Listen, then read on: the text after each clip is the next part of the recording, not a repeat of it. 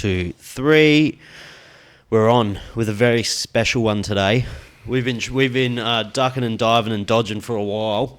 I got my hair out for this one. Stoops, the man, the myth, the legend. I didn't even know if he was a real person until I picked him up at his humble abode before. Yeah. A man of many talents and many opinions. Yeah, a few too many sometimes.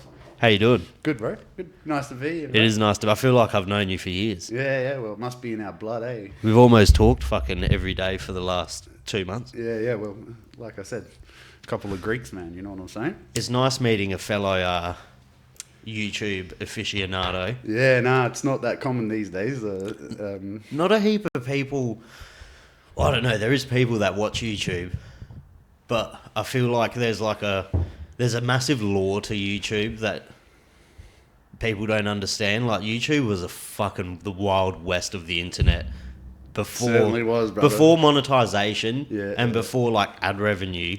YouTube was a crazy fucking place. It just went everywhere, in every direction. Like, there was no fucking conspiracy that was off limits or had been cancelled off the platform or anything like that. You know, it was all. It was an open field. It was like cowboy days for YouTube. And still, you're only really talking... I think they sort of crushed it in about 2017, 2018. That was when they had the major culls of all the conspiracy shit on there. But, you know, it used to be everything from Hollow Earth, you know. But when you would watch these things, it was never like you were taking them seriously. You know, it was always like a... No, you're good. Right. No, it was always like a meditation. You know what I mean? Like a different meditation. Like, it didn't matter what the conspiracy thing or the crazy bullshit you were watching was. You weren't like sitting there going like, I fucking believe everything they're saying. You know, it was only really once they were like, we're going to just selectively take all this shit off of there. You're like, hey, I liked watching that shit. I didn't necessarily believe any of it, but I still liked the experience of watching it like a fantasy. You know what I mean?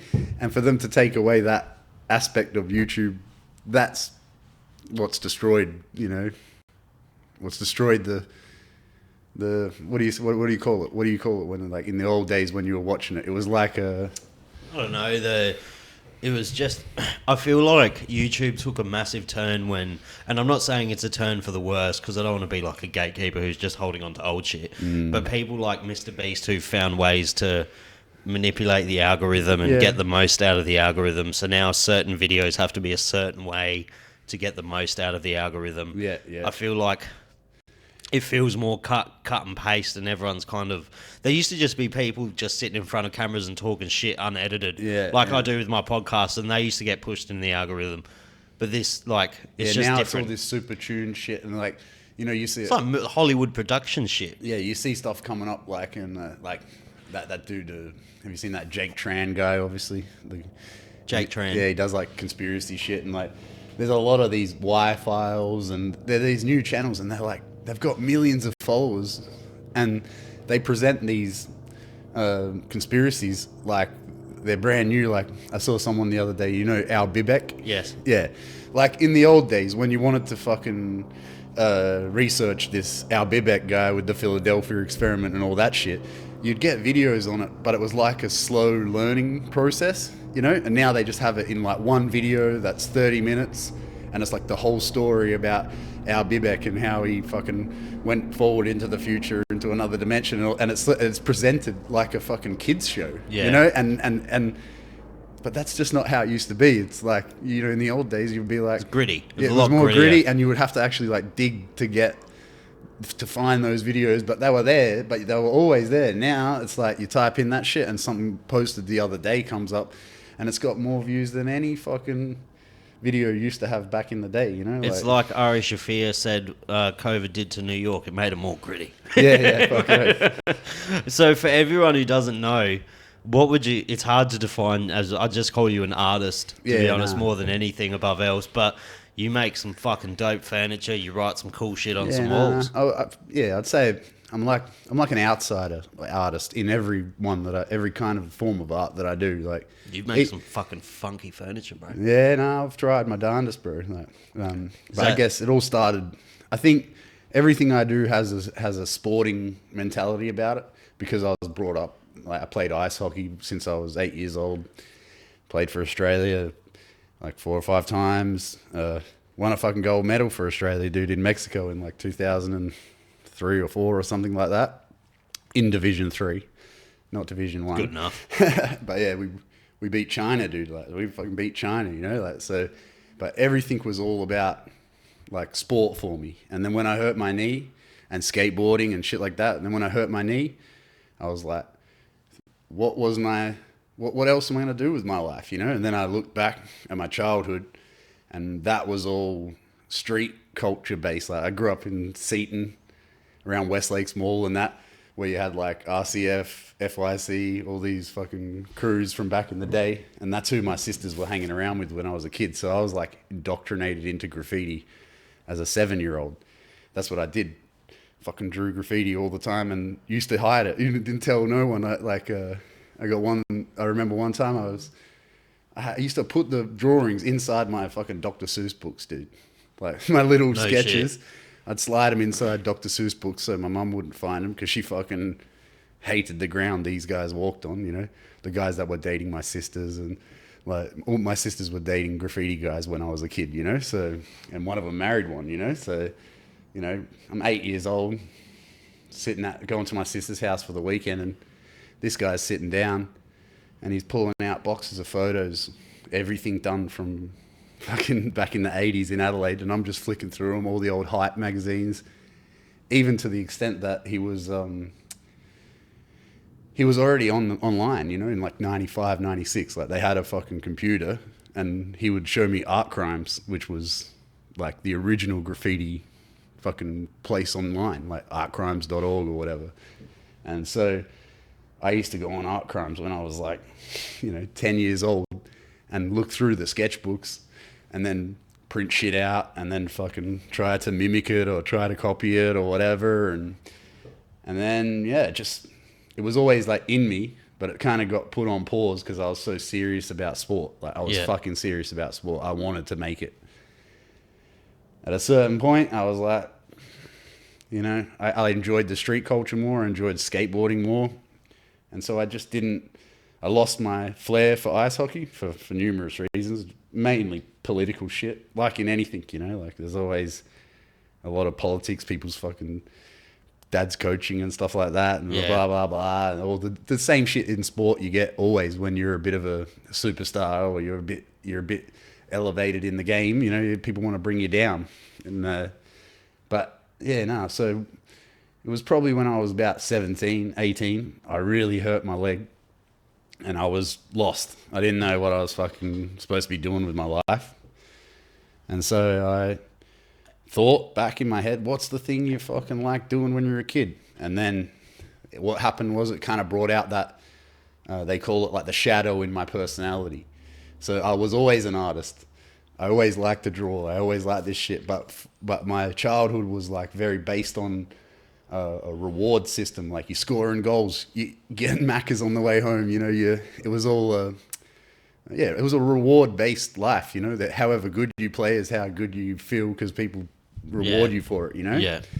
And then I had put sort of that side of my life, like graffiti and that, in the other bin, and for other reasons as well, because I saw what happened to these dudes, you know, around 2000, like the older guys that I'd been introduced to when I was a kid, you know, dudes getting raided, their whole fucking life's getting turned upside down because of doing graffiti, you know? And so I never really wanted that for myself. Like I didn't want to be fucking raided by the police because I've got fucking black books full of photos and shit like that, you know what I mean? Like, so anyway, when I first started really contemplating it, I just started to draw, and then the way my mind was putting it all together was like a mixture of all the shit I'd seen when I was a kid, the Star Wars, the fucking subway art, like all the books that I'd read, everything. So I had like such a broad amount of graffiti in my head, you know, that as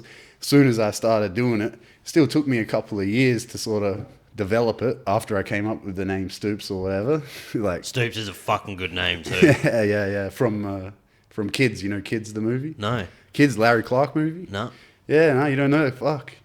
It's a fucking great movie, dude. It's insane. It's about two dudes in New York. It's about kids, man, and you know one of them, Telly. I don't want to fucking spoil it for everyone, but just go watch Kids, dude. By That's Larry where you Clark. got the name. Yeah. In one scene of the movie, Telly's in the room, and I think Casper's at their mum's house, and Casper finds one of the mum's fucking tampons and puts it in his fucking red cordial, and then he's like sucking the sucking the cordial out of the tampon, and Telly goes, Stoops, what are you doing, bro? Stoops, you know? And then I reckon the word said about 2 more times in the movie. And I was just like, yeah, that's my fucking new tag, Stoops, you know? I don't know why, just took it. But I had other ones before that. Like I wrote Lesk when I was little. I wrote fucking Jeebs for a bit. Jeebs? Yeah, Jeebs. Jeebs? Jeebs. That's a dope fucking one too. Because all these dudes were saying, you look like Jeebs from fucking Men in Black, you know? I was like, fuck it, I'm running with it. Yeah, Jeebs, and I did the first tag that my sister's partner, ex-husband gave me was Sus1, which was one of his tags when he was a kid. And then, yeah, he played around with different words, but Stoops really just fucking took it. That was it. Once I became Stoops, that's who I was, and I didn't tell no one about it, really, and I stuck to myself. And I would do legal walls, but I would always do a bit of both. But I was always just like, I had like a mentality because of what I seen, like I said, what I saw happen to some of these other dudes. I was always just like, dude, I don't want to ruin my life for graffiti. I want to travel. I want to go around the world. Like, I don't want a fucking criminal record where I can't get into certain countries and shit like that. It just wasn't on my agenda. So I sort of was very cautious about what I was doing. Did a lot of legal walls. Did a lot of other shit as well along the way with dudes.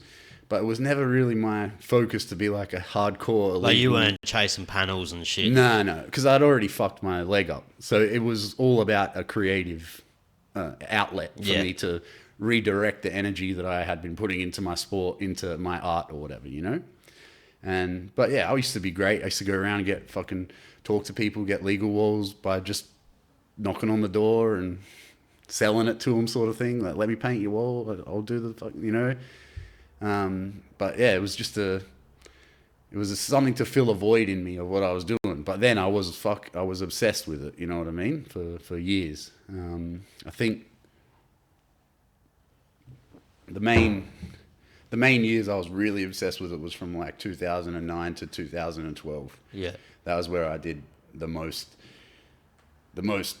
big mega burner walls and like spent the most time to fucking elevate the style, and I always sort of thought in a world manner like that, like pretty much, because at a certain point there was this guy at that Graph Central and he was putting up photos of everyone's pieces, going around taking photos of them, and then I was like, fuck, I don't like the photo the guy took of my shit. Like, he took a photo, it was bad light, it didn't really show it in the best character, so then I got a decent camera and I started photographing my own stuff and putting it on Flickr. You know, Flickr. Oh, fuck, that's pre-Facebook. Yeah. And that was like my main... And at that time, Flickr was just like this... It was like this community of graffiti, but no one knew each other, but everyone that was on it was actually a graffiti writer. Yeah. So you'd put something up and the comments would just be like, yeah, fire, or I like that S, or yeah, fuck that little hook on the... Really in-depth. Everyone was analysing what you were doing, and like the Flickr days were pretty fucking lit, you know? Like, and then dudes from America contacted me on Flickr, and they were like, where are you? Because I didn't even say where I was, you know?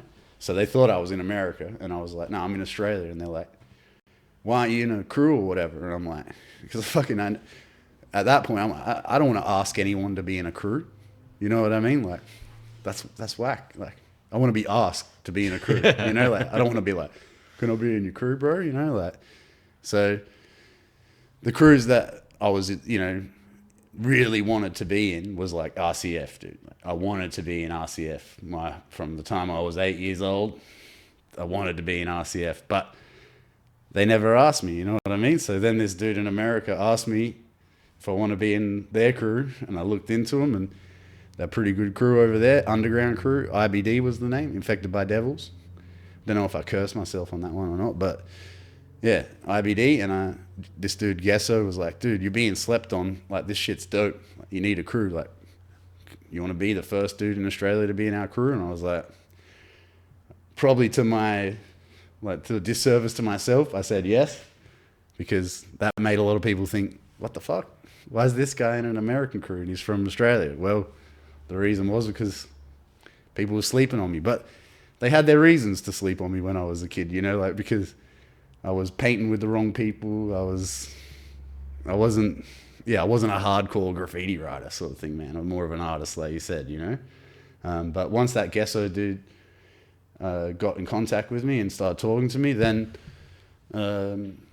you know, I got opened up. Oh, it's a whole world, man, you know. And then I start looking at all dudes from all over the world, and the style that I developed at that time, I would be like, I don't want to have like a regional style, because in graffiti there's regional styles. Like if someone's from Melbourne or from Sydney, they got like a hell traditional Sydney style. Like I was talking about that with I did a podcast with this bloke called Too Loco, and he is a fucking psychopath. Like, he loves going on. I watched a bit of it. Yeah, those kind of missions where you're just going to be fucked if you get caught. Yeah. And he was telling me how one of his favourite styles is like Metro fucking Sydney's style, and you can tell where you used to be able to tell where certain artists were from based on their style. It's kind of bled together a bit more now because of the internet. Oh, mate, I can still pick guys from the south to the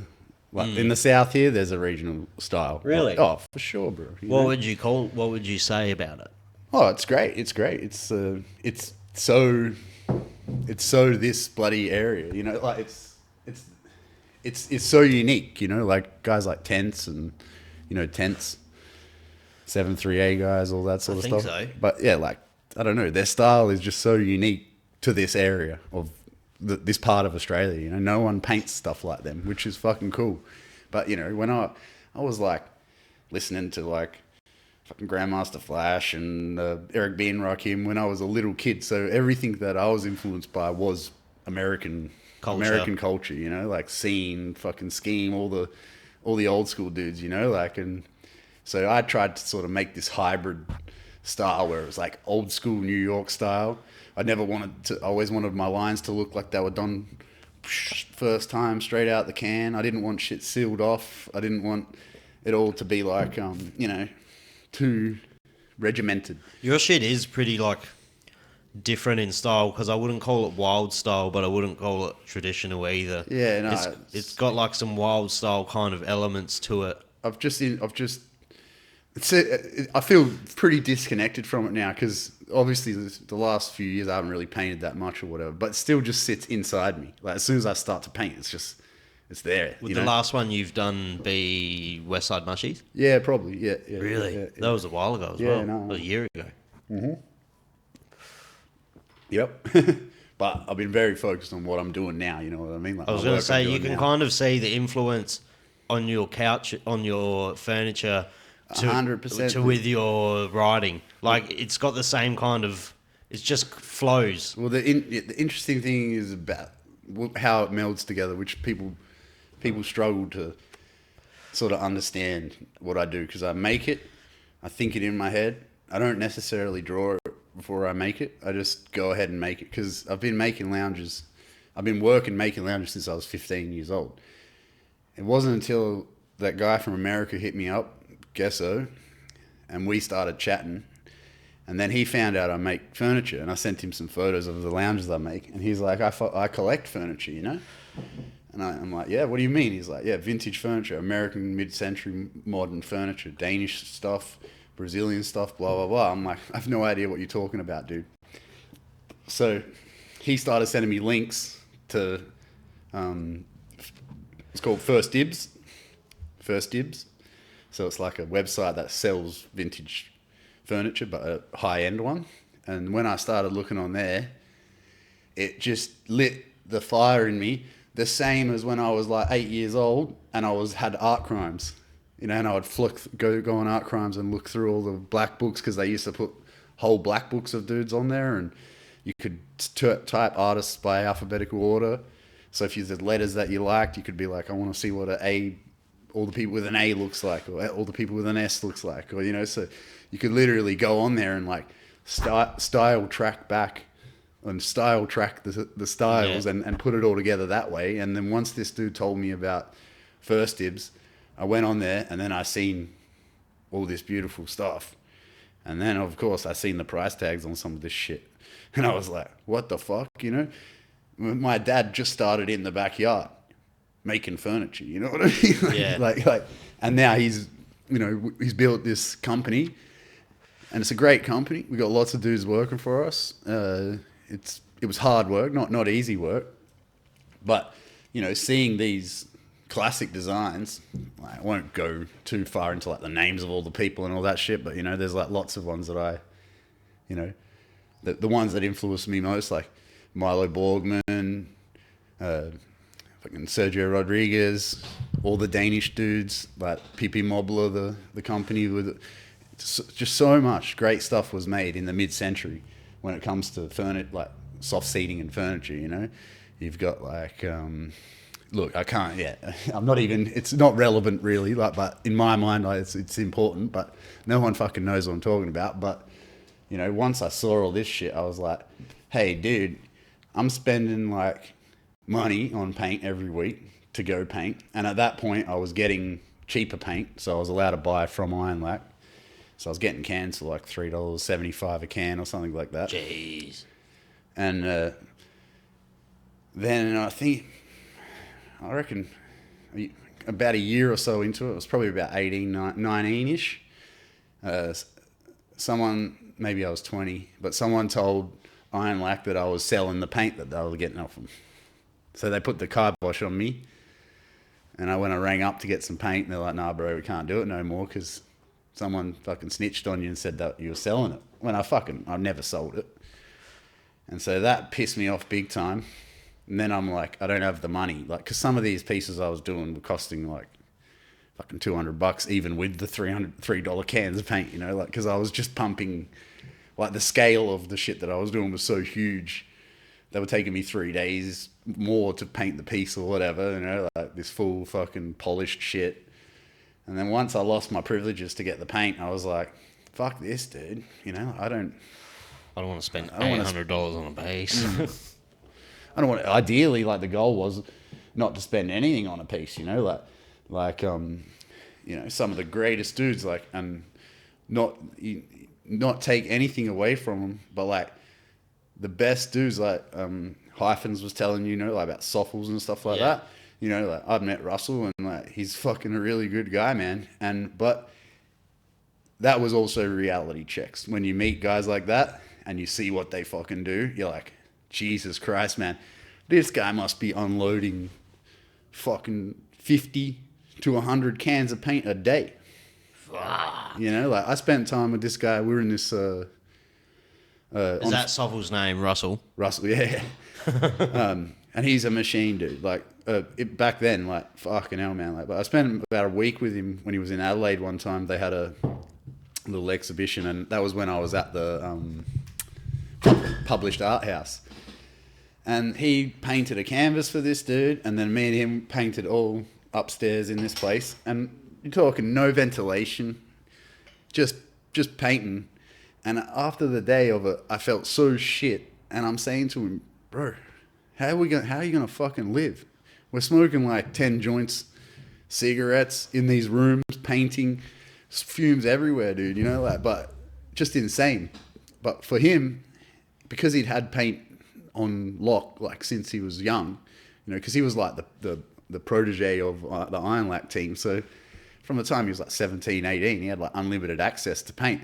Who the fuck can ever catch up to that? You know, if you've been allowed to like release that many cans, you know, of paint, like when you're releasing them, you're learning the whole time. The whole time I'm painting, I'm just like, fuck, I don't want this can to run out because I need to finish this color or whatever, you know. Like, looks good enough. I don't want to go back to the shop, you know, like buy another can, you know, like so with that access to that allows a person like him to become that amazing at what he's doing, that it's like everyone's just like, fuck, dude, this guy's can control is just out of control. He's fucking very good.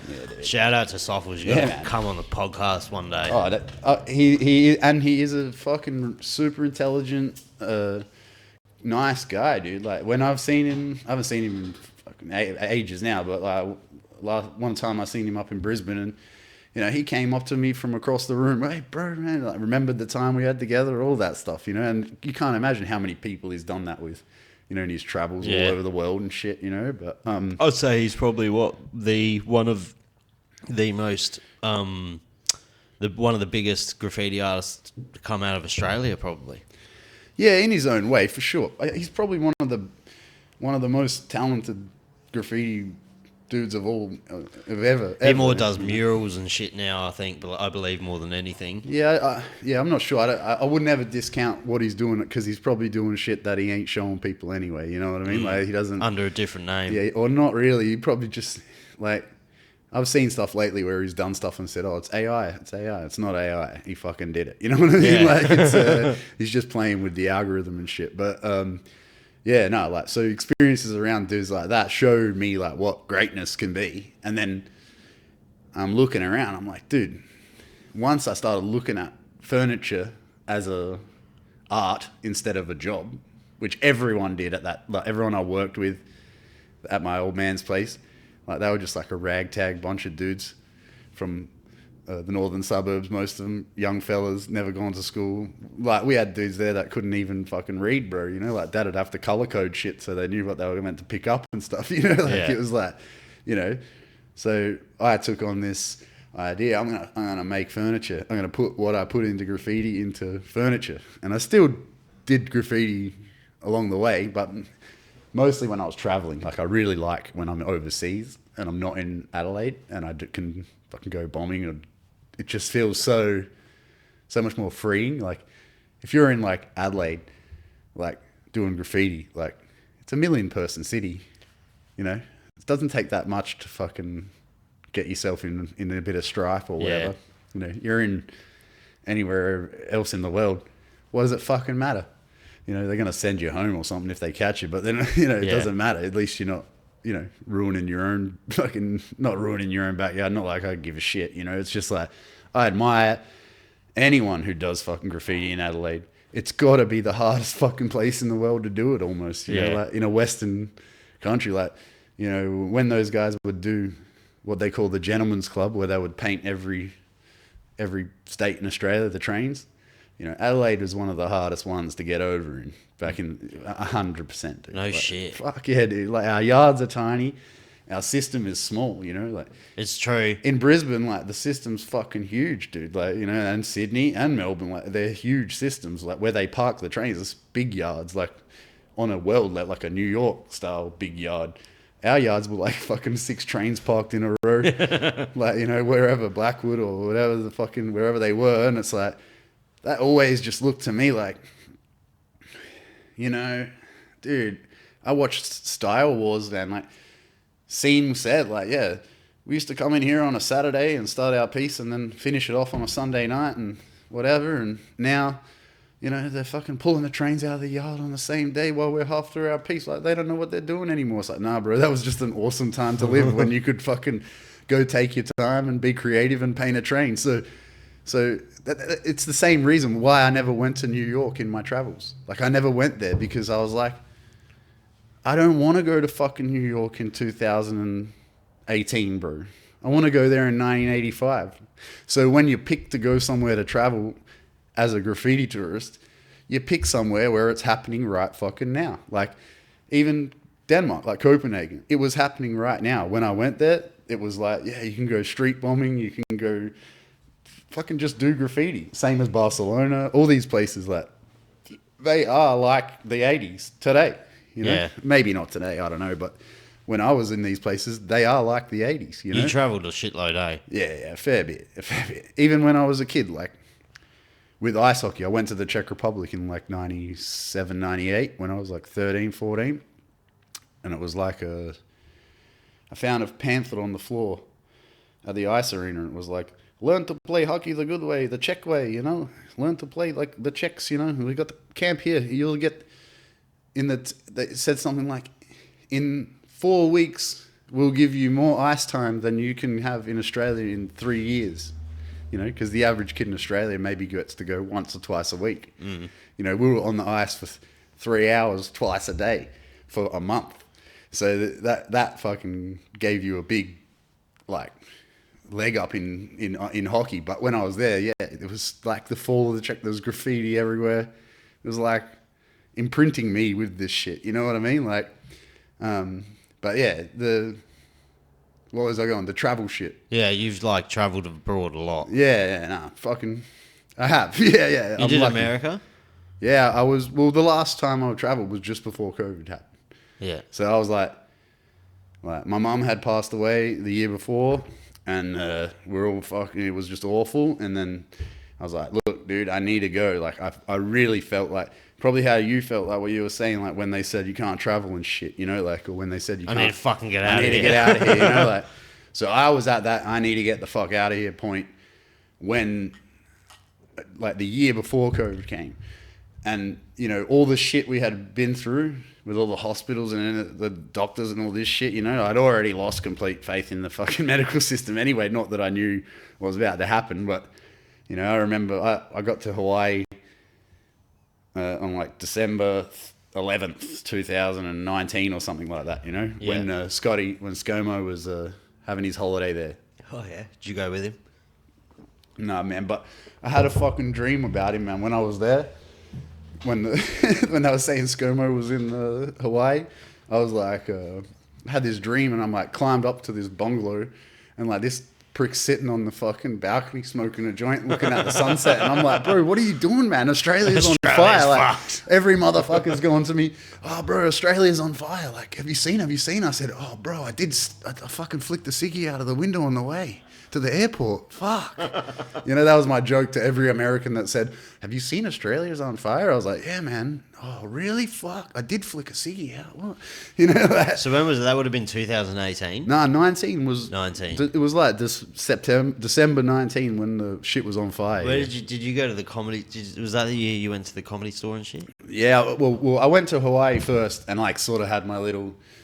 You know, like I said, my mum had passed away from fucking cancer or whatever, real fast, only like 6 months before it was over, sort of thing, and just complete bullshit. So I went to Hawaii, and I remember I fucking got off the plane, and I'm going in Waikiki or whatever, you know, and I'm walking around, and I'm looking around, and I'm like, what have I done, bro? Like, all I seen was like families and couples and happiness. And I'm like on my own, like, and I'm just like, what the fuck, dude? And then a couple of days after that, I flew to the Big Island, and I got stuck there for like, I don't know, till the end of January, or till sort of the middle of January. So I spent like 5 or 6 weeks there, made heaps of friends, got to go to like, at that time I was trying to find Terence McKenna's house. You know, Terence, did he have a house in Yeah, Hawaii? He had a fucking house and a garden in Hawaii. Really? And like one of my goals there was to find his property, because it was kind of like not many people knew where it actually was and shit. But yeah, dude, I met dudes from Grateful Dead, dude. Like, really? Like guitarists, and because I think the Grateful Dead had like 15 dudes on and off in the band when they were touring. You know, heaps of different guys, and like 4 or 5 of them lived down on the Big Island there. You know, and they got that friggin' orange sunshine still, bro. Like, you know, these dudes still have the fucking same stuff that they had back in the day there and shit. But but I had a great time there, met lots of people, and then I was doing graffiti then. Like, I met a dude there that runs a skate shop, Oasis Skate Shop. Yeah. And he was dope. He took me around. Hawaii was awesome. So many bridges. Like 1,000 bridges, 1,000,000 bridges, dude. Like, the whole island is just like these old school bridges from the sugarcane, like in the 1800s when they did sugarcane farming there. So they needed to build all these crazy bridges. So in the daytime, you just go drive, stop, go down, look. Yeah, sweet. There's a wall under the bridge. Like, and me and this dude went around painting under all these bridges there, and yeah. But then after Hawaii finished, I went to Los Angeles. And that was like fucking... That was when LA was still good. Mate, I don't know, bro. I don't know. Apparently it's worse now, so... I'm sure it's fucking a lot worse, dude. But, mate... It doesn't look like my cup of tea, ever. I was like, I fucking should have stayed in Hawaii. I should have just never left. I could have stayed there for ages because I did just make so many friends there. Like I was hanging with this dude, Trent.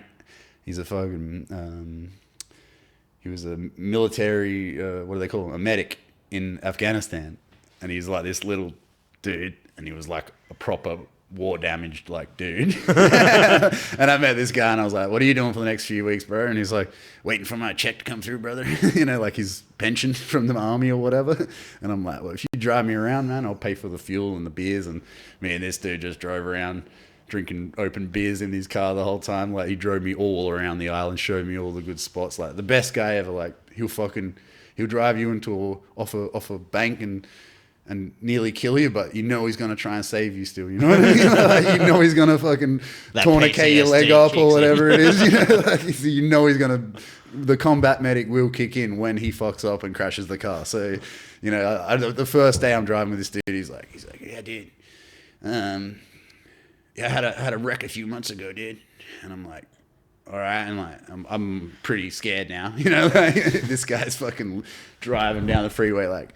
Yeah, I had a wreck, man. Open the glove box, you know? I'm like, I fucking open the glove box and there's a photo of the wreck in the fucking glove box and then a photo of a dog. And he's like, yeah, man, my dog Ginger died, man. In the wreck, man. She died that day for me, bro. She died, man. And I'm like, holy shit, dude. But I'm like, all right, fuck it, man. Like, I trust you. Like, let's go, you know? Like, but me and this dude, we had fucking... He had number plates on his car and it was... his number plate was 666... BBB, and it said combat medic. Like it was a combat medic number plate. That's a red flag. And it had the thin blue line on the car and shit. So me and this dude would be like a party all night, and then it's like the morning comes, we're out the front in the car, police rock up. Hey, we heard there's been a party here. I'm like shitting myself because we've got open vessels in the car. Like, you're not allowed to have open beer in the car and fucking... Oh, really? No. Yeah, no. You'd fucking go to jail, dude. Really? Yeah. Fucking oath. No open vessels, man. Most of America. No. Land of free man. Yeah. You can shoot an AK-47 out your fucking car, though. Anyway, the cops, every time we would have an interaction with the cops, he'd just say, hey, boys, what's going on? Like, looking out the window at them. We're in a big truck, so they can't see we got open vessels and shit. And they've already seen the combat medic number plate. You know, and they're like, hey, how you going, sir? Like, we heard there's a party here, right. No, the party's ended. Now everyone's going surfing. All good? Okay, sir, see you later. Like, you know, so just because he was a combat medic, the cops wouldn't fuck with him, so we could get away with anything, you know? Like, it was fucking insane. But LA was fucked. Oh, yeah, dude. I was pretty surprised, man. Like, I went there when I was a little kid on a family holiday, you know? We did, like, you know, downtown Hollywood and all that shit. And, yeah, like, I went there and... The smell of the place, dude. Like, it smells like... Despair. Like blunt wraps. Like sugary blunt wraps and weed and then just shit. Like, it was fucking weird, dude. Like, America at that time definitely had a feeling like, fucking something's got to give, dude. There's too many homeless people, too many fucking... Like, you know, you're walking where the In-N-Out is. Like, there's a famous In-N-Out burger there near, like, Hollywood High. And just, like, you're walking along, and they're just all everywhere, like, crazy people on the street, you know, fucking sitting on the ground, like, it's just awful, man. Like, you know, like and then, so, yeah, even then I went to meet up with dudes, so the first day I was in Los Angeles, I stayed in the hotel that Jim Morrison stayed in, like, it's on La Cienega Boulevard. Yeah, it's like on the corner, and it's like this old ass shitty hotel, and I stayed like in the same hotel as he stayed in there or whatever, and I got there and I went to sleep and I woke up and I'm like, all right, I'm gonna go out, have a fucking big night out in Hollywood, you know? It's like 9:30, 10 o'clock, go down the street, trying to find something to do, like couldn't really find that much to do, but then I found like a dive bar that was like full of like... Is that what they call pubs?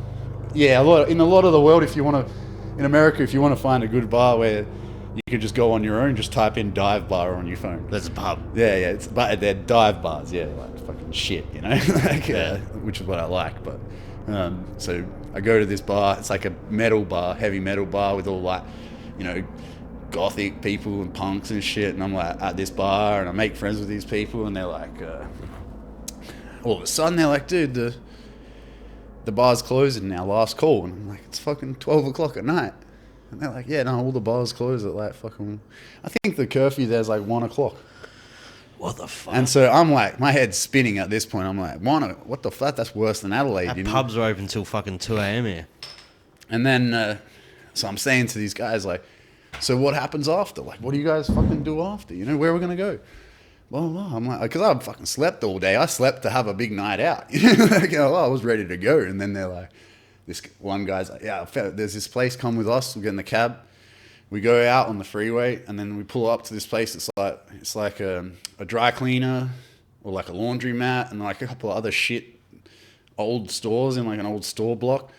And in the corner, there's a door, and you go in and walk in, man. And it's like it's like a bar, like a after hours bar. The whole bar's covered in that thick black plastic, like that you would lay under a dead body. Yeah, fucking oath. Like the whole place, roof, ceiling, floor, the blocks the chicks are dancing on, everything. Walk in there, dude. Like all the dudes in there look like Motorhead or something, or like one of the old heavy metal bands. But all the dudes are old, still wearing their fucking glam rock shit and stuff. And I'm like, where the fuck are we? I was with like these tourists that had got taken there and stuff, and then this guy's there, and I'm like, fuck, that guy looks familiar, you know. And then this dude's like, oh, it's Ron Jeremy's brother. And I'm like, what do you mean? He's like, yeah, this is Ron Jeremy's fucking night spot, dude. And I'm like, what, dude? And I'm like, that's awesome. At the time, like, that's fucking crazy. I'm at Ron Jeremy's private night spot, and like, anyway, I'm chilling there drinking some beers with these tourists. There's 2 English chicks, and they were dudes, like, but they were just tourists. And all of a sudden, he fucking walks in, you know, Ron Jeremy. What the fuck? At like 2:30 in the morning. Was it covered in plastic because everyone just starts I don't know, dude. doing some stuff? Honestly, it looked like you could have got killed in there, and then they Or just jack off on the floor. hose it out or something, you know. Everyone just starts jacking off at 2:30 a.m.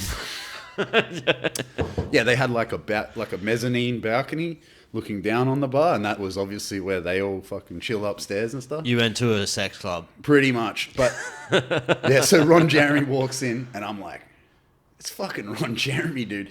And that dude, he looked like a fucking Pig. Oh, like a broken silverback ape, dude. Like, you know, his head was like, he looked like the most ghoulish person I've ever seen in my life. Like a fucking demon, dude.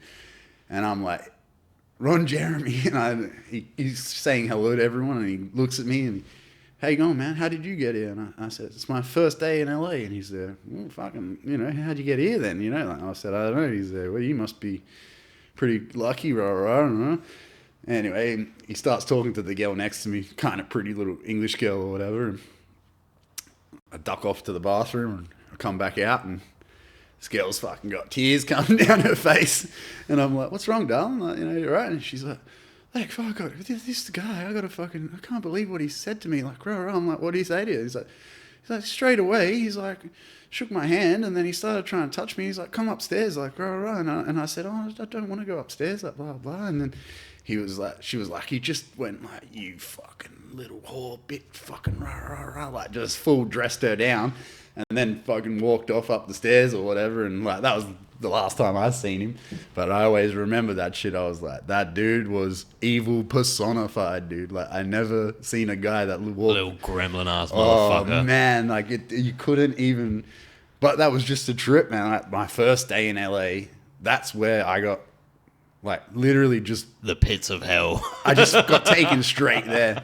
Straight to the worst place. Yeah. And I was like, fuck, dude. And then I pretty much woke up the next day, and I was like, fuck this LA. Fuck LA. Like, my friend Trent in Hawaii, I'd always say, oh, fucking LA, you know? Oh, fucking LA.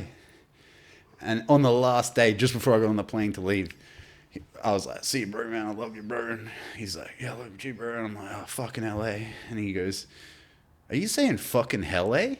Like fucking hell, eh? And I said, yeah. And he goes, the whole time, I just thought you were saying fuck LA. And I was like, yeah, fuck LA. That place sucks, you know? Like, but that was just before I went there. And then, yeah, fuck LA, dude. And anyway, I caught this bus and it was like a long bus to Sacramento, and it took like fucking 15 hours to get there. I don't know, maybe even longer, but we stopped in every fucking town. Bakersfield, all the way there, all the shitty towns. And everyone you fucking went into, just the same shit. 7-Eleven, gangster dudes standing out the front, cholos, blah, blah, blah, homeless people everywhere. Like, every town was like fucking fucked, you know? Like, and then went to Sacramento and met up with some homies there. And yeah, still my whole America experience is just homeless people. And we did a lot of graffiti there, but I kind of just was like, holy fuck, dude. This was my goal in life. You know, to be standing under a bridge in a freight yard in fucking Medford, like the middle of nowhere. And there's fucking homeless people everywhere, dude. Like everywhere. Like that was this every bridge, every fucking... In Sacramento, when you just drive out of the town, like the center of Sacramento, when you just drive a little bit, it's just like caravans and fucking just the worst, indescribable shit you've ever seen, dude. You know, like, and it's like, was that the trip you went to the Comedy Store? Yeah. Was that good? Because that would have been when the Comedy Store was still a thing. Dude, I was fucking really... You probably hyped it up in your head so much. Look, it was everything I imagined. When I walked... That was the other thing I did in LA when I first got there, was like walk to the Comedy Store, and then because I know Tony Hinchcliffe or whatever, you know. How's Tony? Have a camel, mate. Oh, a camel. This is a Japanese camel. For those who don't know, Stoops is a crafty one, mate. A cigarette aficionado. Yeah, no, I am. I got no... We're wogs, mate. We don't give a shit about that stuff. We're not those smokers that smoke. Oh, I shouldn't be doing this. I like smoking. Yeah, no, I like it. I enjoy it. It'll be alright. I tell everyone I'll smoke till I die. I have no point. I have no plan on quitting. Yeah, no. I don't have any plan on quitting. I tried vaping for a little bit, but it made me sick. Yeah, it's really weird. I don't know. Does that taste like a cigarette? Yeah, nah. They're pretty. They're those Japanese ones. They're pretty good. Any Japanese tobacco is fucking good. How do you meet Tony? Tony Hinchcliffe. He was playing in Adelaide, and he was at the Marion Hotel. I reckon it was probably 2016 or something. Fuck, how times have changed. He'd do the entertainment centre now if he came. Fuck, dude, he couldn't even at one point I was like, dude, like, let's do a proper tour here. Like, you surely could like draw some Theo Von numbers or something like that, you know? Like, but yeah, I was into comedy. When I lived on Rundle Street, I used to, you know, always go to Rhino Room, because I fucking rather do that than watch TV or whatever. Go watch open mic or whatever. Have a crack if I want or whatever. But I wasn't really into having a crack here, you know. It's Adelaide again.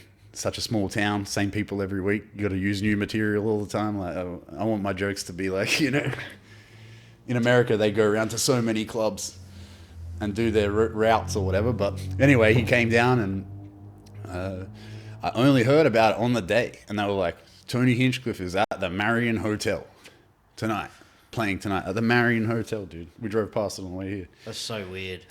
And then me, the girl I was with at the time, and this other chick who was a comedian chick went there, and I fucking literally walked into the door, dude, and there he is, standing right in the doorway, just looking at his phone. And I was like, Tony fucking Hinchcliffe. And he was like, eh. And I was like, did your manager get you some weed? And he was like, no. And I was like, well, you want to smoke a joint? And then it was like, he was like, yeah, fucking oath, dude. And it was like, literally, that was how quick it was. Me and this dude walked around the corner. I rolled up the best bifter I fucking could. And then I didn't leave his side for the next 3 or 4 days, pretty much. Like, we just fucking rolled. We took him to La Sing. We took him to Sugar. You took him to La Sing? Yeah, fucking oath. Tony Hinchcliffe went to La Sing.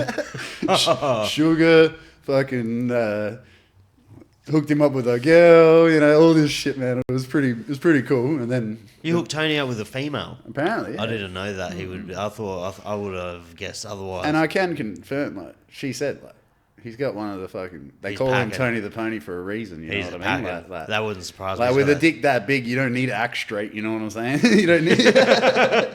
I can see him having that skinny white boy dick. He does have such a gay inflection sometimes, but it's like I don't know where it comes from. But see, I never used to really follow or like Tony because I only knew him from JRE, but then I started watching Kill Tony. And Kill Tony, when an episode's fucking good, it's like like the Donald Trump episode. Oh my God, dude. Where Shane Gillis. Side splitting. Like that was fucking side splitting funny. Unbelievable, dude. And like, I haven't laughed that much at anything in a long time, man. Neither. As soon as Shane walked out, I was like, this is going to be fucking wild.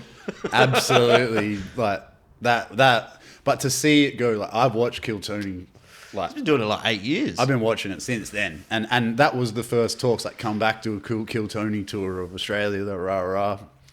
But yeah, so yeah, we chatted we chatted back then more, and then recently I've just talked to him a few times, and he's so big now, you know what I mean? Like, he's like, Stoops, I want you to make me a couch. It's like, yeah, dude, I'll fucking make you a couch.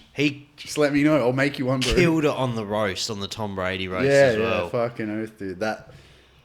What was it? The Kim Kardashian. That was fucking hilarious. Apparently they didn't allow them to write jokes about Kim. Yeah. So everything, because they didn't tell anyone that Kim was going to be there because she didn't want to get roasted. Yeah. So allegedly everything that was said about her was completely off the dome. Yeah, fucking oath. Yeah. No, well, it just shows how talented he is at doing that shit. He's the best at it. He'd be the worst person to sit across a table from. No, he definitely is that way, like in real life, even like we took him to like Ancient World and shit.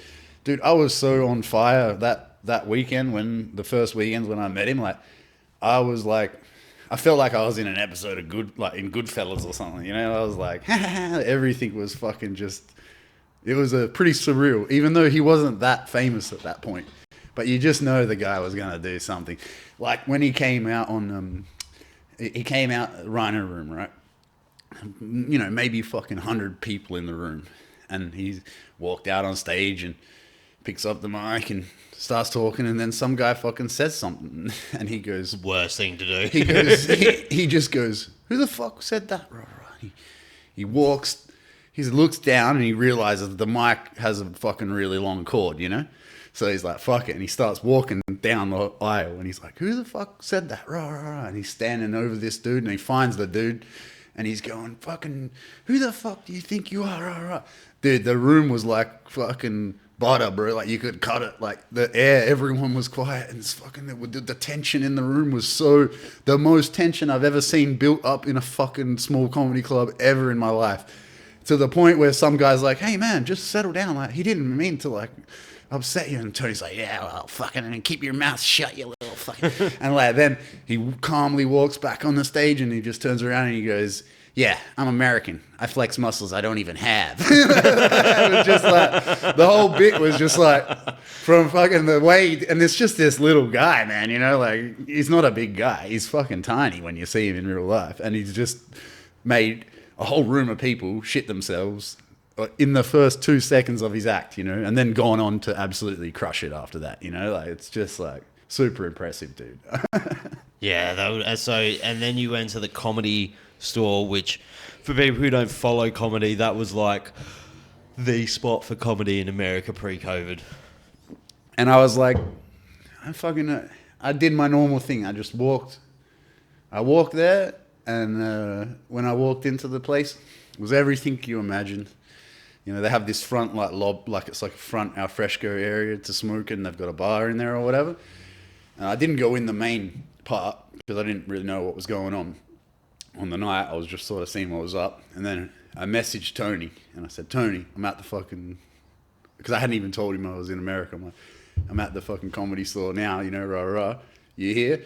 And he's like, no, I'm not here. I'm not there tonight. But he's like, come on Monday and I'll get you up on Kill Tony.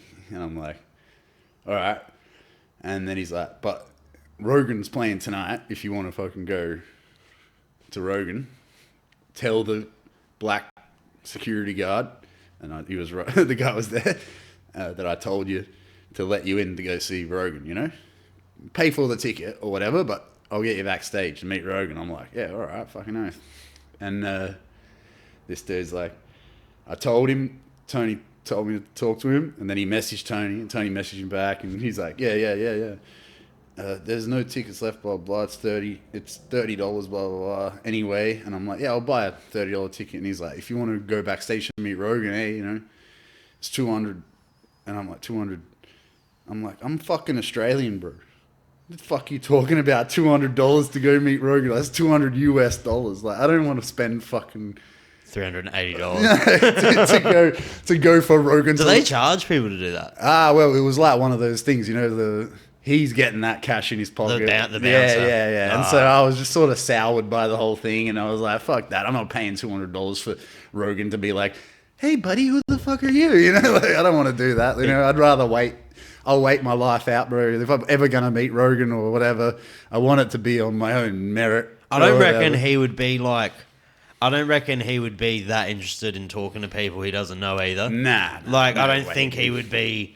Why would you be? He's reached that much of a level of fame now to the point it would probably be annoying for him. Everyone tries that angle on him, Can I get on your podcast? Yeah. But God bless him, you know what I mean? He's fucking Rogan, man. He started this shit, and you can't, the old days, like you said, it was just like, they were really pure, the old days on Rogan. It was just the wild fucking West. It was just him getting fucking obliterated and asking people questions. Yeah. That's what it was. Like I said, the only thing about him is just like, he's the only fucking man I've ever seen that went back on the moon landing, bro, he went from like a full fucking moon landing denier to like, no, maybe we did it. Neil deGrasse Tyson sort of cleared that up for me. It's like, Neil deGrasse Tyson cleared it up for you, bro? That guy's a fucking actor. You know what I mean? Like, he can't... The one where the second or third one where Neil deGrasse Tyson went on there and he was like, just broke up with his wife or some shit. You remember that one? And he was having an episode. Oh my God, yeah. Bro. Like, come on, dude. And that's the guy you're going to fucking take everything for gospel from? Like, come on, bro. You're tripping. I just don't know. It always goes back to that thing where he was like, CIA, if you're around, man, just tell me. Just tell me whatever the fucking information is on the aliens and whatever. I won't even tell my own mother. I won't tell anyone. And then it's like, next minute... He's like, yeah, I think we landed on the moon. It's like, did the CIA get to you, Rogan, or what? You know about the aliens now or some shit, My favorite episode of Rogan from like the more recent catalog, maybe like the last 6 years, would be fucking Bob Lazar.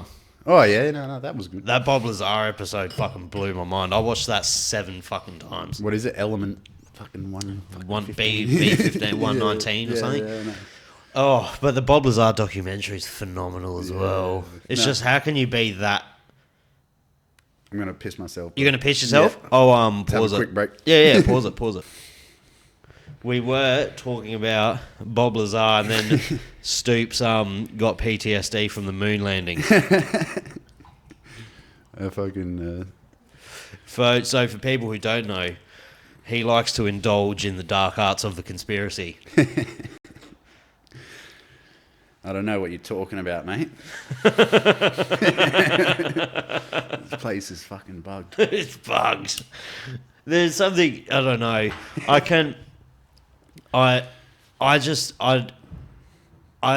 During the only time I let conspiracy consume me is with aliens, like we were talking about off camera. Mm-hmm. And during COVID, I thought it was really fun to indulge in Alex Jones. Because that was like a dirty pleasure of mine. I'd put my AirPods in for 4 hours and listen to InfoWars. Mate, some of the best Saturday afternoons I've had have been watching InfoWars live before COVID, like in 2017, 2018. I used to like it when he used to go in on Bohemian Grove and... Yeah, no, I fucking know. Now I'm fucking smoking that weed that turns the frogs gay, you know what I'm saying? That Terry White special, The frogs, if you didn't know, they're polluting the water to make the frogs gay. I'm smoking that George Soros shit, bro. I can only have a few puffs now. I'm like, ooh. Oh, Soros. Alex fucking hates George. Conspiracy theories are healthy, bro. It's just everyone's been made to be like, don't. They've just been labelled conspiracy theories. It's just being inquisitive. Yeah, dude, it is. That's all it is. And like I said before, like in the early days of conspiracy theories or whatever you want to call it, it's just been around since I was a kid. Even like I used to know dudes that would say the alien story. You know, like one of the early ones. You know, Roswell was, they came down and they did a deal with the president. You know, of the United States. It was all about the grey aliens, and they have to protect us from the bad aliens that are out there even further. You know this shit? It was like the OG about the greys, about Roswell and all that shit. The greys. You know, and they would say, like, the greys are, like, on our side sort of thing. They're protecting us. Our galaxy is under serious threat because all the other galaxies have extinguished all their resources. The white aliens. Yeah, the white aliens are our friends. All the different... And then they'd say, they had a meeting with the president of the United States, and that's what all the abductions are about. They need to come and take people, and then they take their eggs and their sperm, and with just like one egg and one sperm, they can make enough soldiers to keep us protected forever.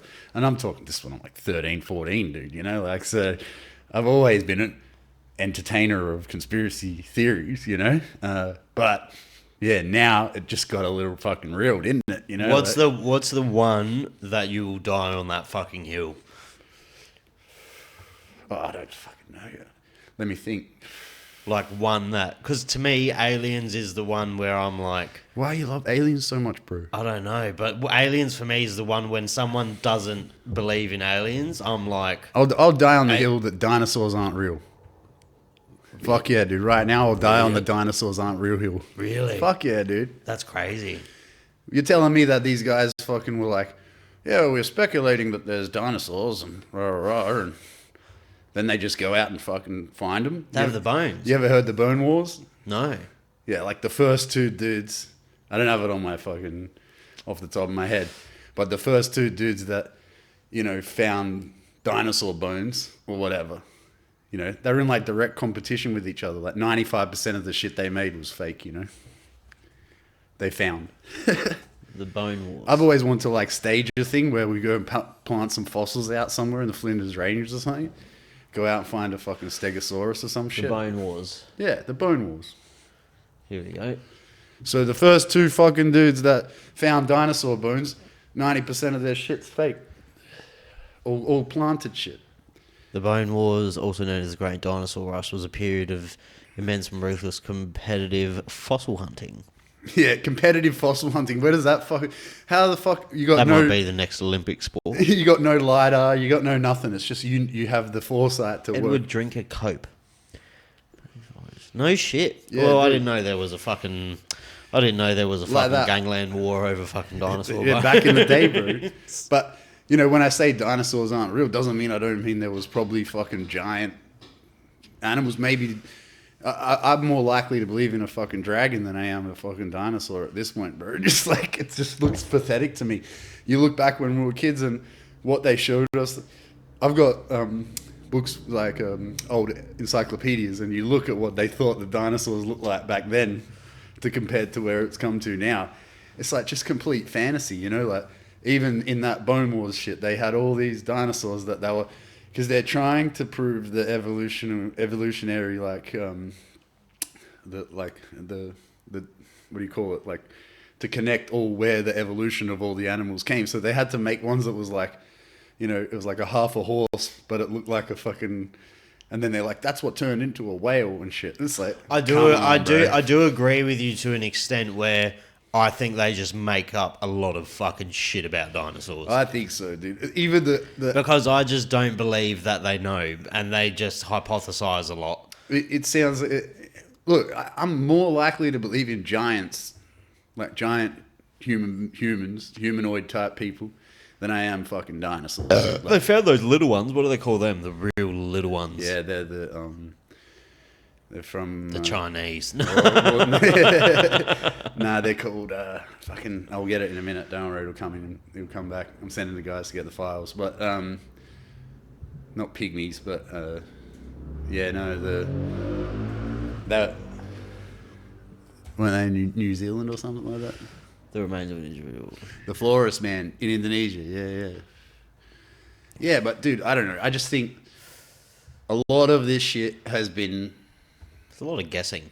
Well, in my mind, it's like all those types of things, like Darwin and with his evolution or whatever. Like, okay, there's obviously some kind of macro evolution. You know what I mean? Like, we're Greek. We've evolved to live in fucking Adelaide.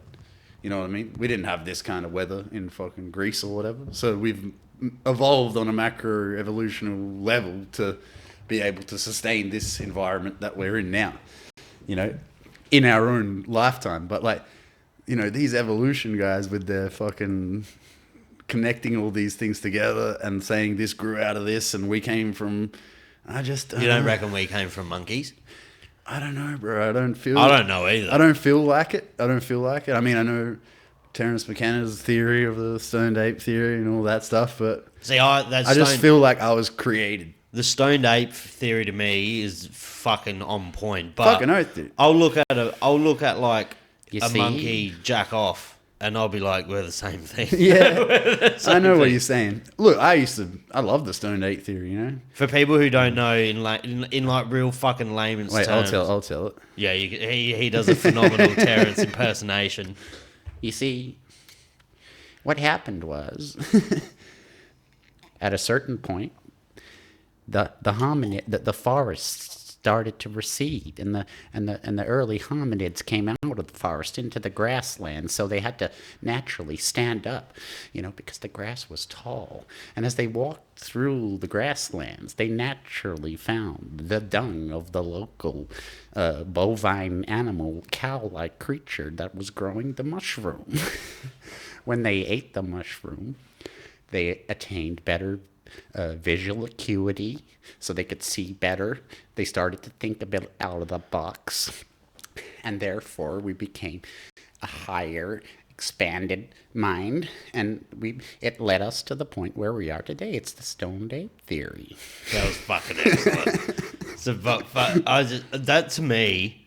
That to me makes sense. It does. It makes sense to me though. I don't think it would make sense to a lot of people, but I can literally visualize an ape going out, eating a mushroom by accident, and then starting a fire. Yeah, no, fucking oath, I dude. can fucking see it. Look, yeah, I mean, I'm not. I agree.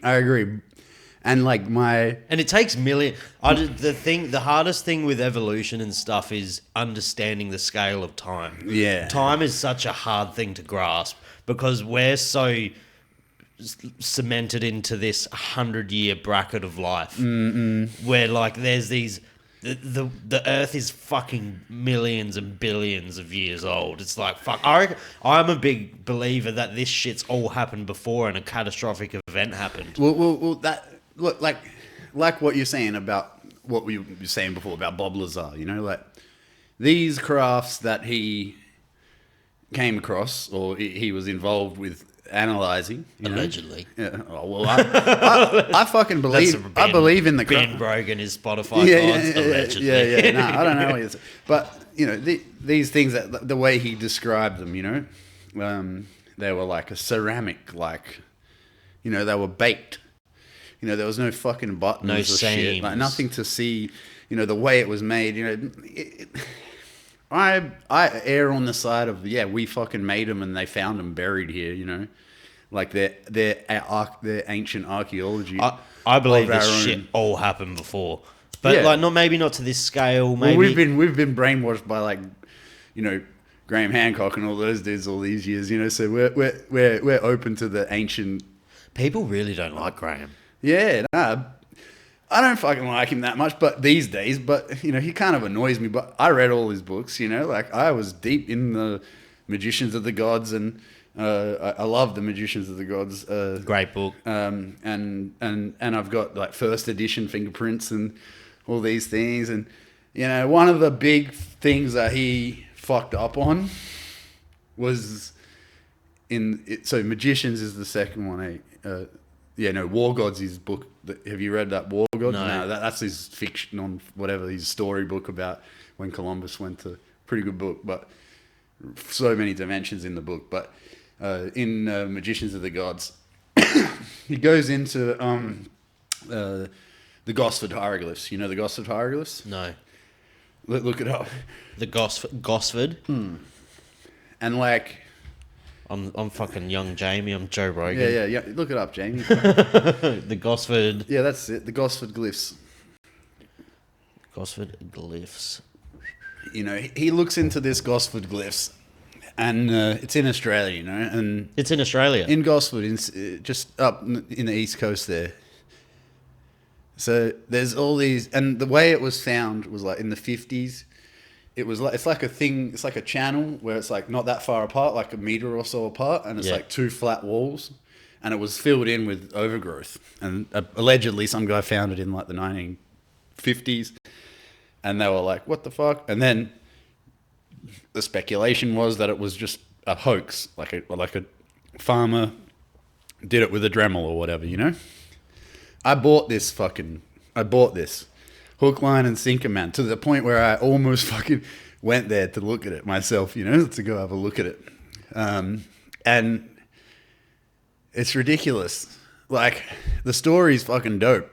You know, like Egyptian, like, because it's been proven the Egyptians could have traveled here in a papyrus boat, you know. Some guy did it. He went across the Atlantis in a papyrus boat, you know. And so that, like, opens up the fact that maybe they could have traveled the world. And you know, there are boomerangs in the pharaoh's tombs and stuff. Gold boomerangs and stuff, you know? Like, have you seen those things? Really? Yeah, like that. But a boomerang is a tool that was used by many cultures. Like, it's like a throwing stick to kill shit with or whatever, you know? Like, but the Egyptians had boomerangs in the tombs and stuff. So there's a connection between the Aboriginals and the Egyptians. You know, some say that, like, you know, even the Phoenicians were here up north. And the Aboriginals, like, let them do that shit. Like, when they came, they were like, yeah, you can come. And I'll tell the story about how it worked, how this Gosford hieroglyph, in the way I thought it was real, you know? Like, so, you know, the story goes, like, they came to sail down here, and they sailed around the coast, and then their boat broke, you know? So they got stuck here, you know? And that's what the story on the walls of the Gosford cliffs is explaining. This pharaoh came here. He got bit by a fucking snake. He died. We buried him here.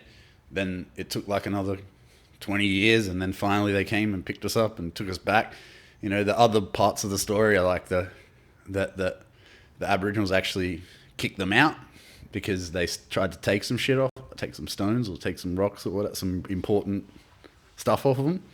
And like the Aboriginals were always open to letting people come here but not be of here, you know, like, so you could come farm here up north. Apparently, like, dudes used to come and farm there and then take it back to Indonesia and shit like that, you know what I mean? Like, so they were down, but they just didn't want to get involved with anyone else's shit. They had their own thing going on. I mean, this is the story Hancock told in that book, and he took it to the point where he said that in like 2000 and fucking whatever, 11 or 12 or something like that, that, you know, for years the Gosford hieroglyphs had been dismissed, and by other academics in Australia, you know, they've dismissed the whole thing as a hoax. And then in his book it says that in like 20 whatever, some dudes from Egypt that were like the new young guns of decoding Egyptian hieroglyphs came and had a look at the case in Australia in Gosford, and then they claimed that the hieroglyphs were from like, so the ones we see, the glyphs that are the most common are like Third Kingdom. So, and there's like Second Kingdom and First Kingdom. And like before the 1980s and shit, they couldn't decode the First and Second Kingdom. They'd only been able to decode the Third Kingdom. And so the claim was that they came here and they looked at these hieroglyphs and they were like, oh no, this is First Kingdom or whatever. You know, that's why it was dismissed in the 50s, because no one had ever seen these hieroglyphs before, you know? And it's like, so I was like, yeah, fuck yeah, dude. The Egyptians were here, you know, like, rat, you know, like, it's fucking crazy. Oh yeah, dude. And then it's like, all of a sudden, you know, in today's time where we are now, this kid, you know, this Milo Rossi. Yeah. I'm not as I don't know him, but no, but yeah, like his videos of, like, he'd made this video, dude, and it was just like every now and then, yeah, you just got to swallow it, dude, and be like, yeah, I was fucking fooled on that one, dude. Like, he found the photos from the 1950s when they first found the fucking hieroglyphs, dude, like the first fucking photos of it. Bro, it's a fucking Dremel. It's a fresh cut from a Dremel. Oh. You know what I mean? Like it's like And he refused, and he's dying on the hill. not Milo Rossi. But Graham Hancock. Yeah, is he dying on the hill? Yeah, dude. Really? Yeah. Oh, I don't know if he is now. I haven't followed. He tends to stay quiet on things that don't come through in those speculative The books. shame with things like that is that there will discredit him for anything else he says. And now. that's why he's under so much strife right now. Yeah. And regardless of all that, maybe there is a fucking lost civilization, you know? But that part of his work has discredited him, and that's just one part that's discredited him, you know. Like, but in the science field, it just takes that though. Yeah, but then you look at Göbekli Tepe and shit like that, you know, like in Göbekli Tepe, there is fucking literal like carvings on the wall that have the same symbols on them as the first pictures of or first drawings of Aboriginal dudes. You know, like it's like a upside down horseshoe with a couple of dots and another upside down. And like this is all over that Göbekli Tepe. So like, you know, by having that as like the Gosford shit to let him down, the fucking Göbekli Tepe stuff is like, wow, dude, that looks interesting. Like, was there some kind of cataclysm that sent that into like a mini ice age up that side? And did these dudes down in Australia realize, oh, something's different? I think they're not in big trouble up there.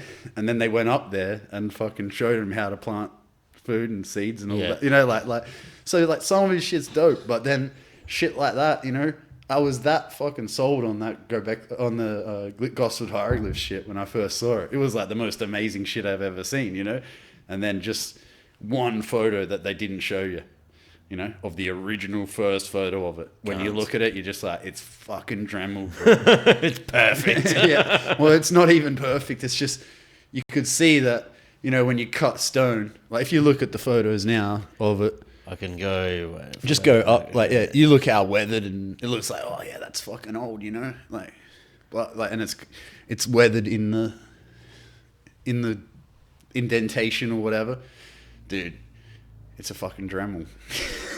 It's unfortunate, eh? Yeah, dude, it would be rad, you know, but yeah, it's Hancock is also like, you know, he's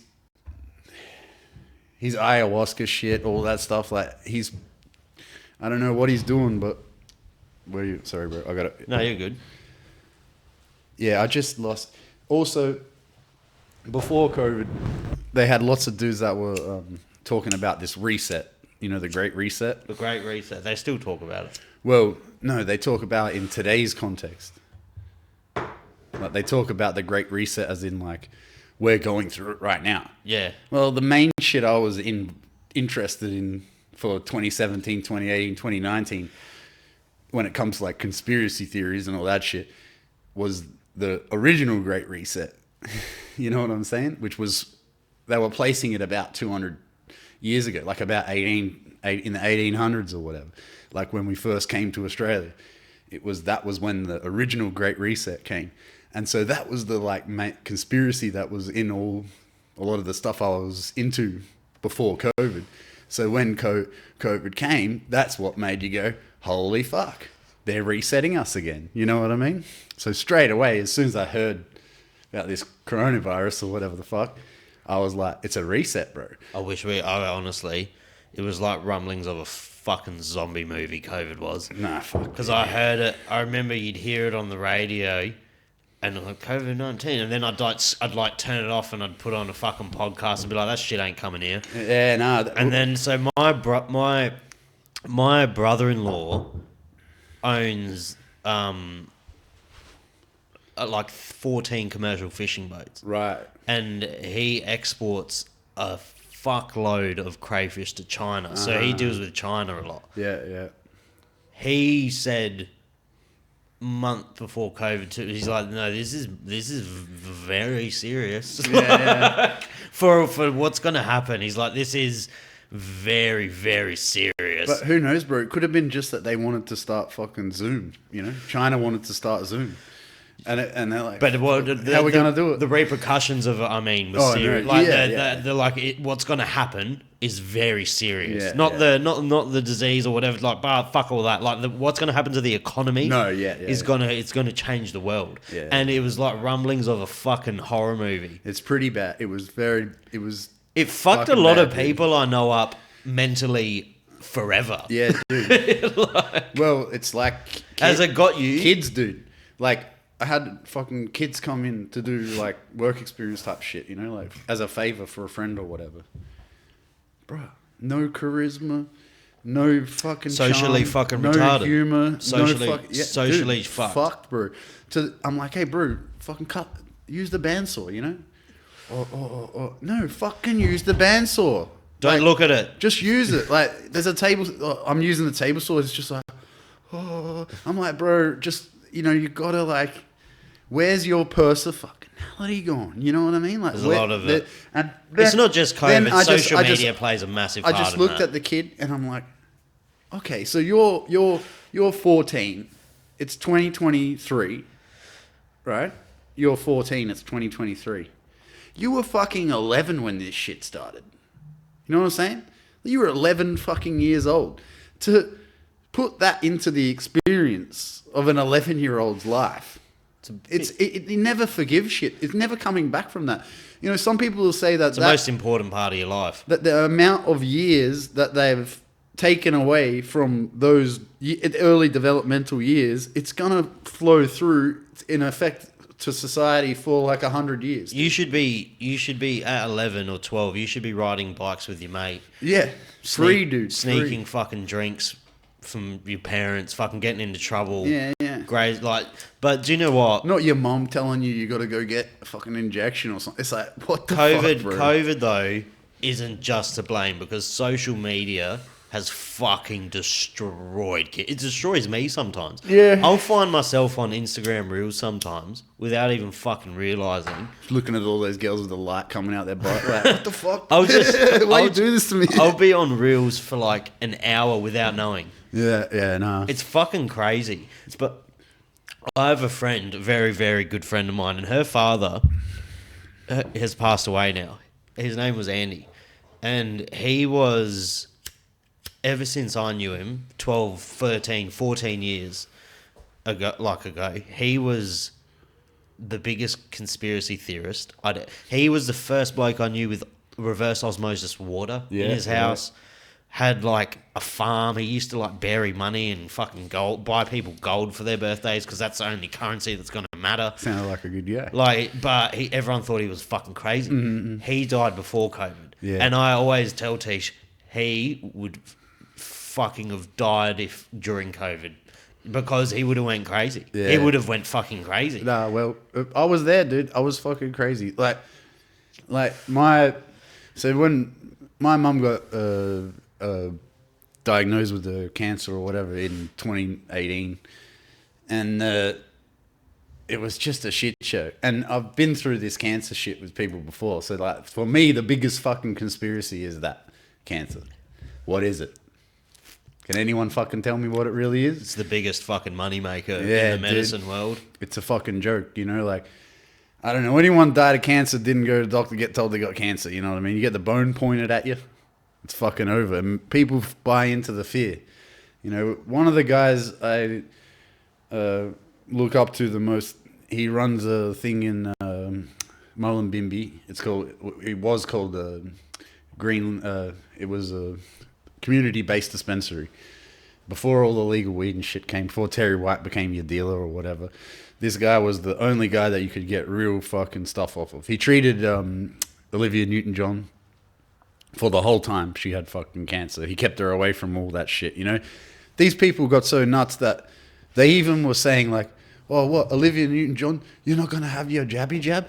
It's like, she's like, bitch, I got fucking cancer for the last 10 years. I don't want anything. I'm just trying to live out a few more years of my life. I want to know if they gave Biden and Trump the jab. No, maybe Biden. He looks like he's at it, but I don't think they gave it to Trump. He's still fucking...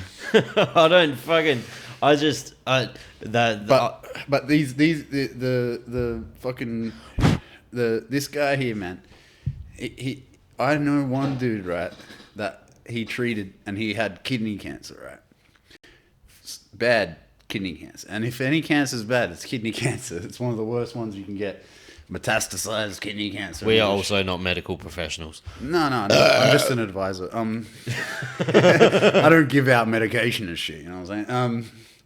But yeah, so this dude, the last time I drank ayahuasca, I drank it in 2018, as just before, sort of a couple of months before my mum passed away, in Beilby, and I was sitting next to a dude that was diagnosed with the gnarliest kidney cancer ever, right? I did a fucking sweat lodge next to the guy. I nearly fucking died, dude, in this sweat lodge. Like, I was coughing and splattering, but the way it was set up was like on a hill, so all the steam was coming like right where me and this guy were. And this guy got through that sweat lodge, and then he listened to everything these dudes said for him to do. Like, he was taking massive amounts of pastes and oils and cannabis oil, all this type of shit, because that's what they give you. And dude, that was 2018. In 2021, I went back there to Beilby or whatever, and I'm walking down the main street, and there's the fucking guy walking right past me, alive and well, dude, happy, chilling. My mom not there no more. You got to remember, from exactly the same thing. My mum knew all the same things about what this guy had to offer for people. We offer it to anyone, anyone we know with a problem. We always say, we've got this guy, if you want to call him, they can help you out with some more natural alternatives to what you want to do, you know? My mum would promote that shit to her friends. The moment the bone got pointed at her, bro, there was no fucking... She was scared of it. She didn't want to even have any fucking weed oil or anything like that. She wasn't that kind of lady, you know? She didn't want to get high or whatever. She trusted what they were telling her. Didn't work, bro. Seen it twice in my life. This method that they use on people where they fucking scare the fuck out of you, and then they're your God. The one thing I can remember them saying is, we're going to give you back control of your life. Like proper oncologists and shit, you know? And I'm like, that stuck with me, dude. Who the fuck are you, God? You know what I mean? You're going to give her control back of her life? It's rotten. But the guy there that I know, he's helped so many people, man. There's a movie called Green Light. They made it a few years ago about these dudes.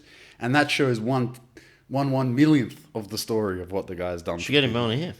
Yeah, he won't do it, bro. He's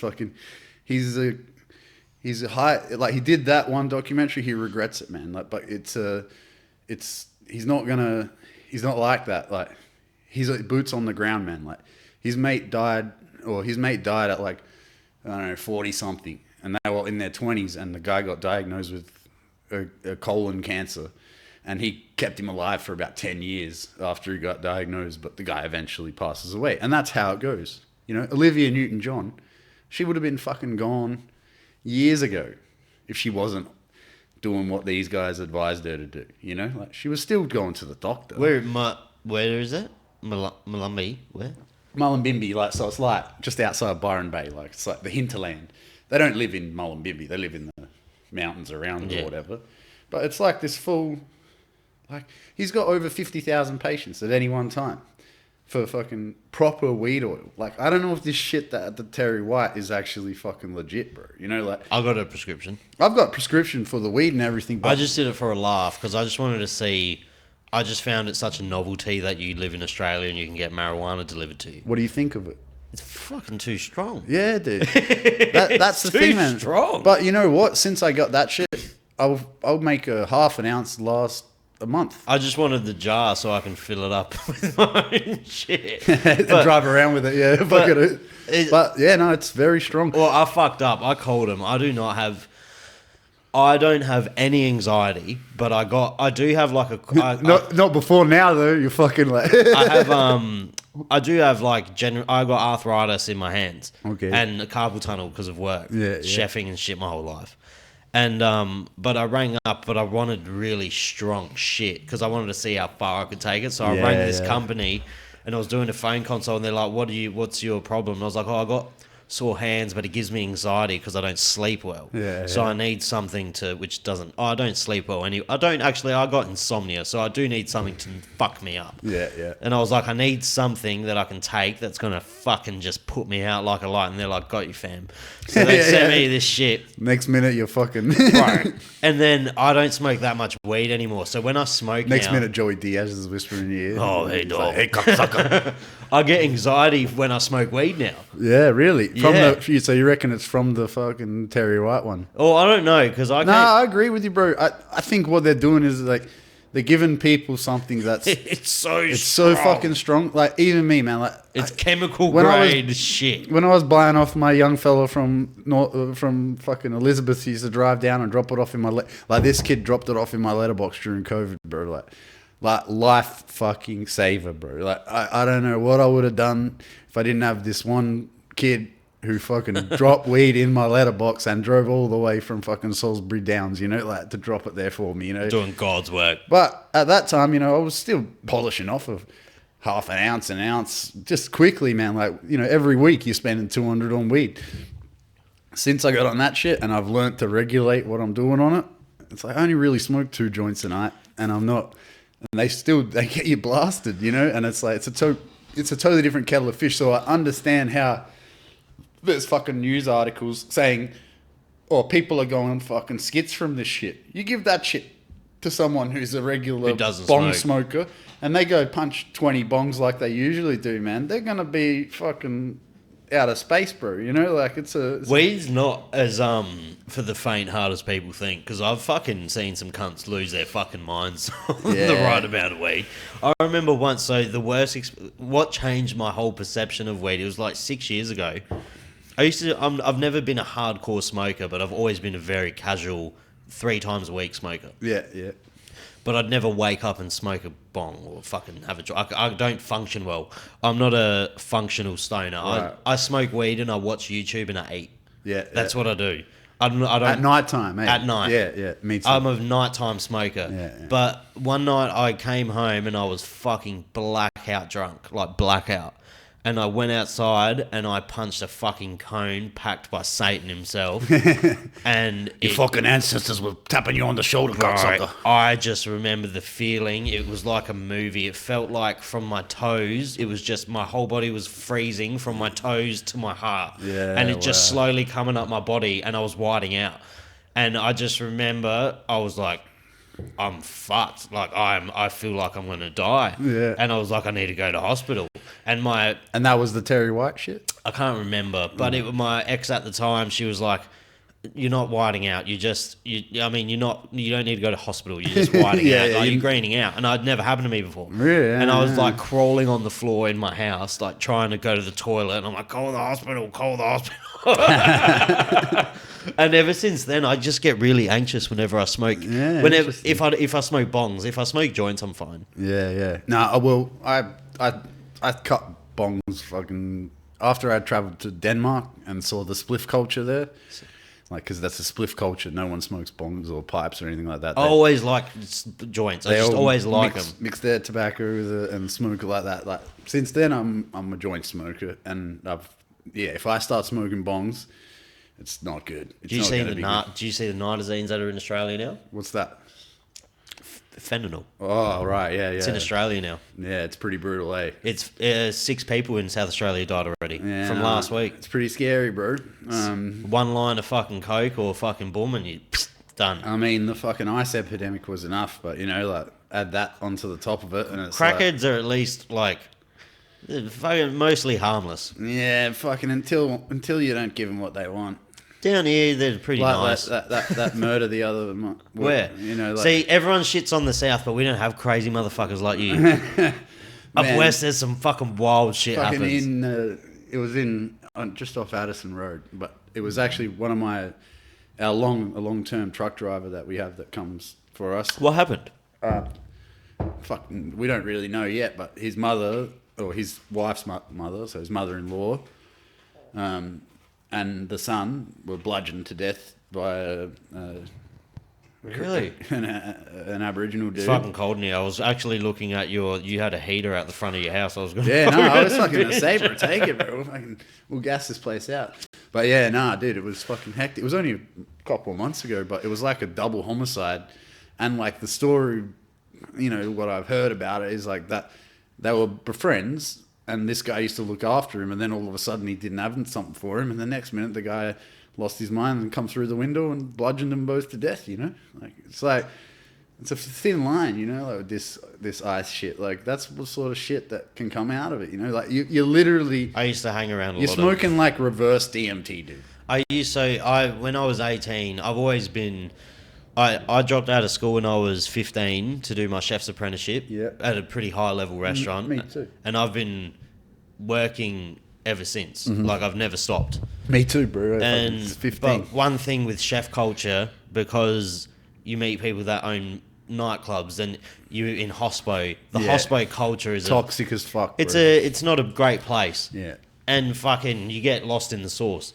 Yeah. And I've always been a big upper kind of guy. I like stimulants. Right, yeah, I fucking love stimulants. That's why I never really was a weed guy. Yeah, yeah. Because or like a Xanax guy. I don't understand why people like Xanax and shit like that. Because I just want to be as fucking up there as I can. Yeah. So, and then you meet these people when the ice epidemic was fucking breaking out in South Australia, and it was like, fuck, it'd take you to some fucking weird places and some weird houses, and you'd see some weird motherfuckers. Yeah, I was always terrified of it, bro. I don't know why. I think just... Yeah, a lot of the dudes I used to skate with when I was a kid, they started on that yellow fucking ants, you know, they used to call it the ants, like, it tastes like ants. When they put it in their mouth, it was like a yellow dippy. Yeah, the gear. It was like gear, biker meth, but it wasn't like ice or whatever, you know. But like, it's wet.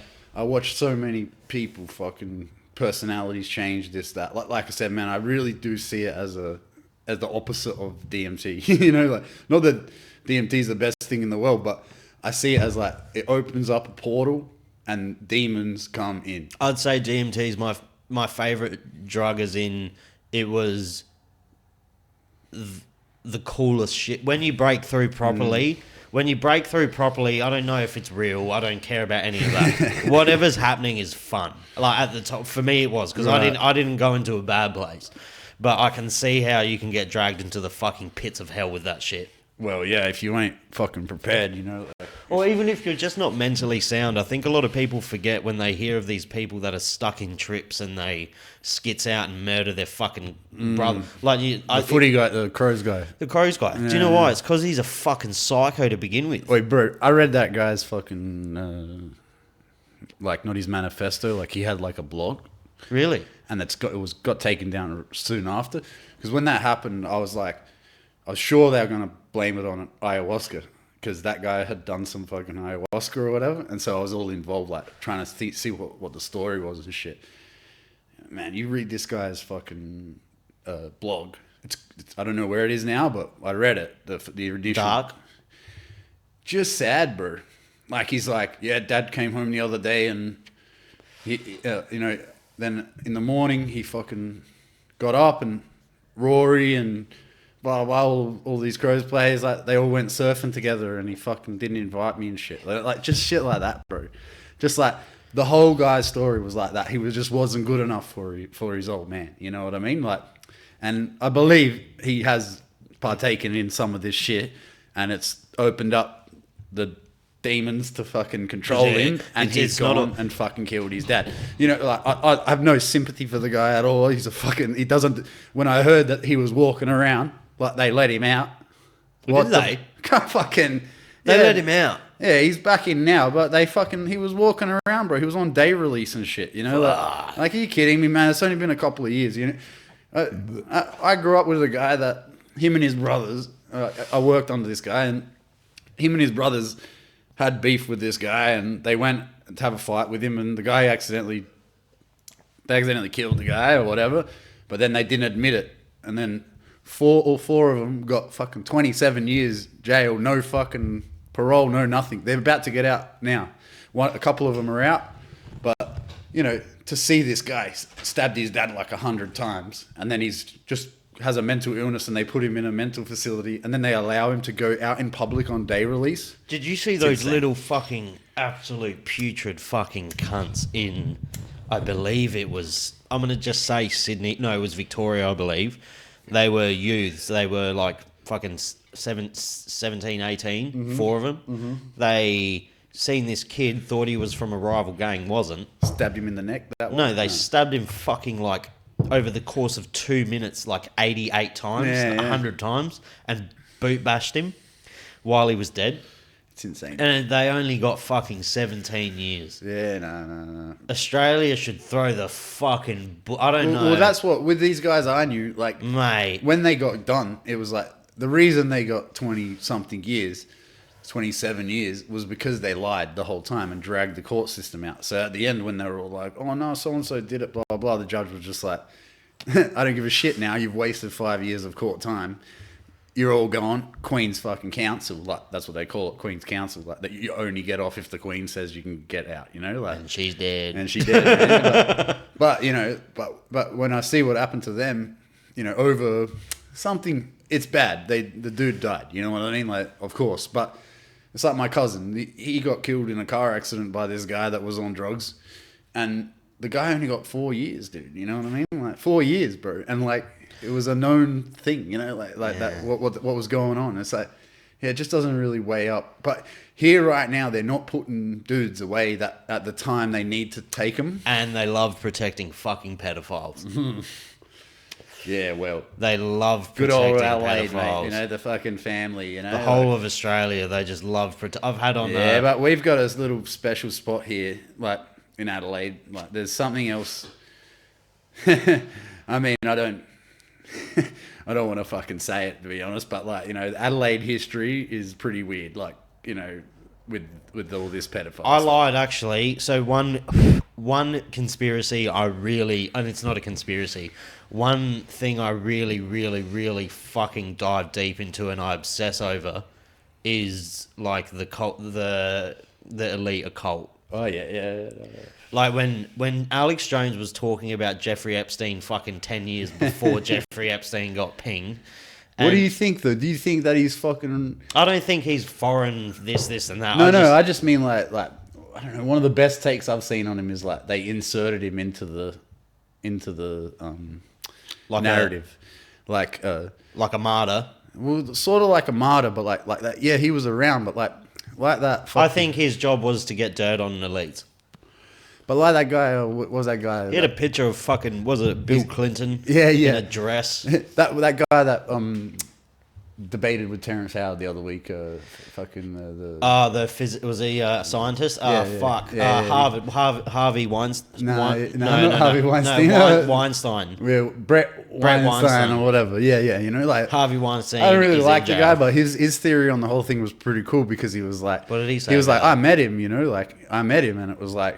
It's just weird. It's like, was he endearing? He was like, nah. He said he was just like kind of like, he was like, hey man, what have you been doing lately? And he's like, oh, just international business banking deals and and he's like, oh yeah, but there's no record of anyone doing any fucking business with him. And apparently, when you would meet him and you would want to do like whatever investment banking or whatever with him, he would give you the contract, and the contract was so outrageous that no one would ever fucking sign it if they had a half a brain, when you're worth $800 million and he has a video of you absolutely fucking destroying a 4-year-old child, you're gonna give him. That's the reality. No, of totally. But the case of the fortune or whatever that he had, it's like pretty simple because, you know, Ghislaine Maxwell, her father, like high up Mossad guy. With a massive fortune, that fortune's now missing, and then all of. And where's that on the news? What's going on with that bitch at the moment? She's in jail. Yeah, is she going to release what? I don't know what she's going to do. Is she going to kill herself? But the whole point is that if her dad had a massive fortune that's now missing, and then this guy had a fortune that is no one knows where it came from, it's pretty easy to connect the dots where it came from. You know, like Jeffrey Epstein's money after Ghislaine Maxwell's dad died. You know, like it's like a connect the dots type of situation. But he might not have been. But the thing with these things, you cut off. It's like what's that ancient fucking creature? You cut its head off and 6 grow. Yeah. Like it's I can't remember the name, but like you cut off the head of this fucking snake, and then fucking 3 others grow. Yeah. But I've always been. Well, that's what they say about like Hitler, dude. You know, like when there was another guy that was like high up in the SS, and he was in control of, I think it was the Czechoslovakia. Hitler right? was just a speaker. But I mean, like when they fucking killed like in the Czech Republic, an assassin killed one of Hitler's top guys that was like lording over the Czechoslovakia. And after that, there was no assassination attempts on any of the SS high-ups because the fucking retribution for the murder of the guy was so harsh. You know, same in Greece, bro. You know, like in Greece, you know, because when the Italians came on behalf of old Adolf, you know, he sent the Italians to Greece to take it over. My great uncle or whatever, he was in the underground army. And he used to say, like, yeah, they came in walking with their fucking bazookas over their shoulders and with a hammer, you know, thinking they were going to take the place easy because the Greek actual army wasn't going to fight them. When the underground army stood up to them and killed a bunch of them, then the fucking SS got angry and sent in the real SS, and that's where they killed civilians for every lost Italian. You know, like my great grandpa was one of them, got hung by a fucking bootstrap, you know, by a fucking Nazi, you know? So there's no point in, like if you want to fucking say, I'm going to go back in time, what are you going to do? If you say I'm going to go back and kill Hitler, you ain't going to change nothing. No. Nothing. That's the lamest way to go back in time ever. If you could go back in time, what would you want to see? I'd probably go to like 1975 and just like You go to the 70s. I'd go to New York and just paint as many fucking trains as I could, bro. With all the knowledge I've got, I'd be like, fuck yeah, bro. You go to the 70s. We'll get that good Rust-Oleum shit. I got the modern money here. We'll go fucking. I'd want to see, how weird is it that Back to the Future was filmed as if he was going like a year ago, 2 years ago. Yeah, nah, fucking okay. How crazy is that? What a fucking movie, eh? Back to the Future. He didn't nail anything. What do you mean? That movie didn't really nail anything. Yeah, no, it just nailed nostalgia for us, bro. It's like why do I have... We're more advanced. Why do I have a fucking Forerunner, dude? Like a 1989 Forerunner. Because my fucking Marty McFly put it in my head, bro. That's why, bro. Like, you know the old twin, like that the conspiracy about Back to the Future and the World Trade. No. Yeah, like it's like World Trade's a fun one to go down. Yeah, fucking. Oath. Oh no, obviously that a lot of people died, but like it's a fun one. it's a fun one too. Did they die, bro? It was fake paid actors. In Back to the Future, like when they come back to the mall, you know that mall scene where like they're in the car park of the mall. It's like the first time, it's like something like it's Twin Pines Mall, and then the second time it's not Twin, it's just Pines Mall or something like really? that. And then the time on the clock is like 9/11 upside down, like 11. Did you ever do or some shit? What was the first conspiracy theory? Do you remember? There's this font you can go on called Windings. Did you remember? I used to call it Wingdings. Windings. Yeah. Or is that what it is? I don't Wingdings. know. When you used to type in like the date, and it would be 2 planes crashing into 2 towers. Oh, right, yeah. You never seen it? Nah. Wait up. What is it? Windings? Yeah. Windings 9/11. This is legit as well. I'm going to piss myself again, bro. I'll get this ready. Get it ready. Let's you go do do that. You've broken the seal now. Sorry, I'm not fucking Joe Rogan. I don't have... I don't just talk shit on this podcast all the time. No, I actually I'm sorry. I feel like we're like I two knew. peas in a pod here or something. Back in it was because we were in like primary school or fucking early high school or whatever, and you'd be like, "Oh, did you see that?" This was like the first thing where we were like, "Whoa!" So you go on like Google, fucking Microsoft Word, and you type in Q33NY, which was the flight number. Yeah. And that pops up. Oh, Jesus Christ. I love the star at the end. That's fucking amazing, isn't it? But how weird. Yeah, dude. I mean... But like, obviously, like knows, dude. that's just it. Could be coincidence, but it's like, what a weird. There's no fucking coincidences, man. It was Bill Gates. It was Billy Gates. Which flavor is? That's a camel. That's a camel.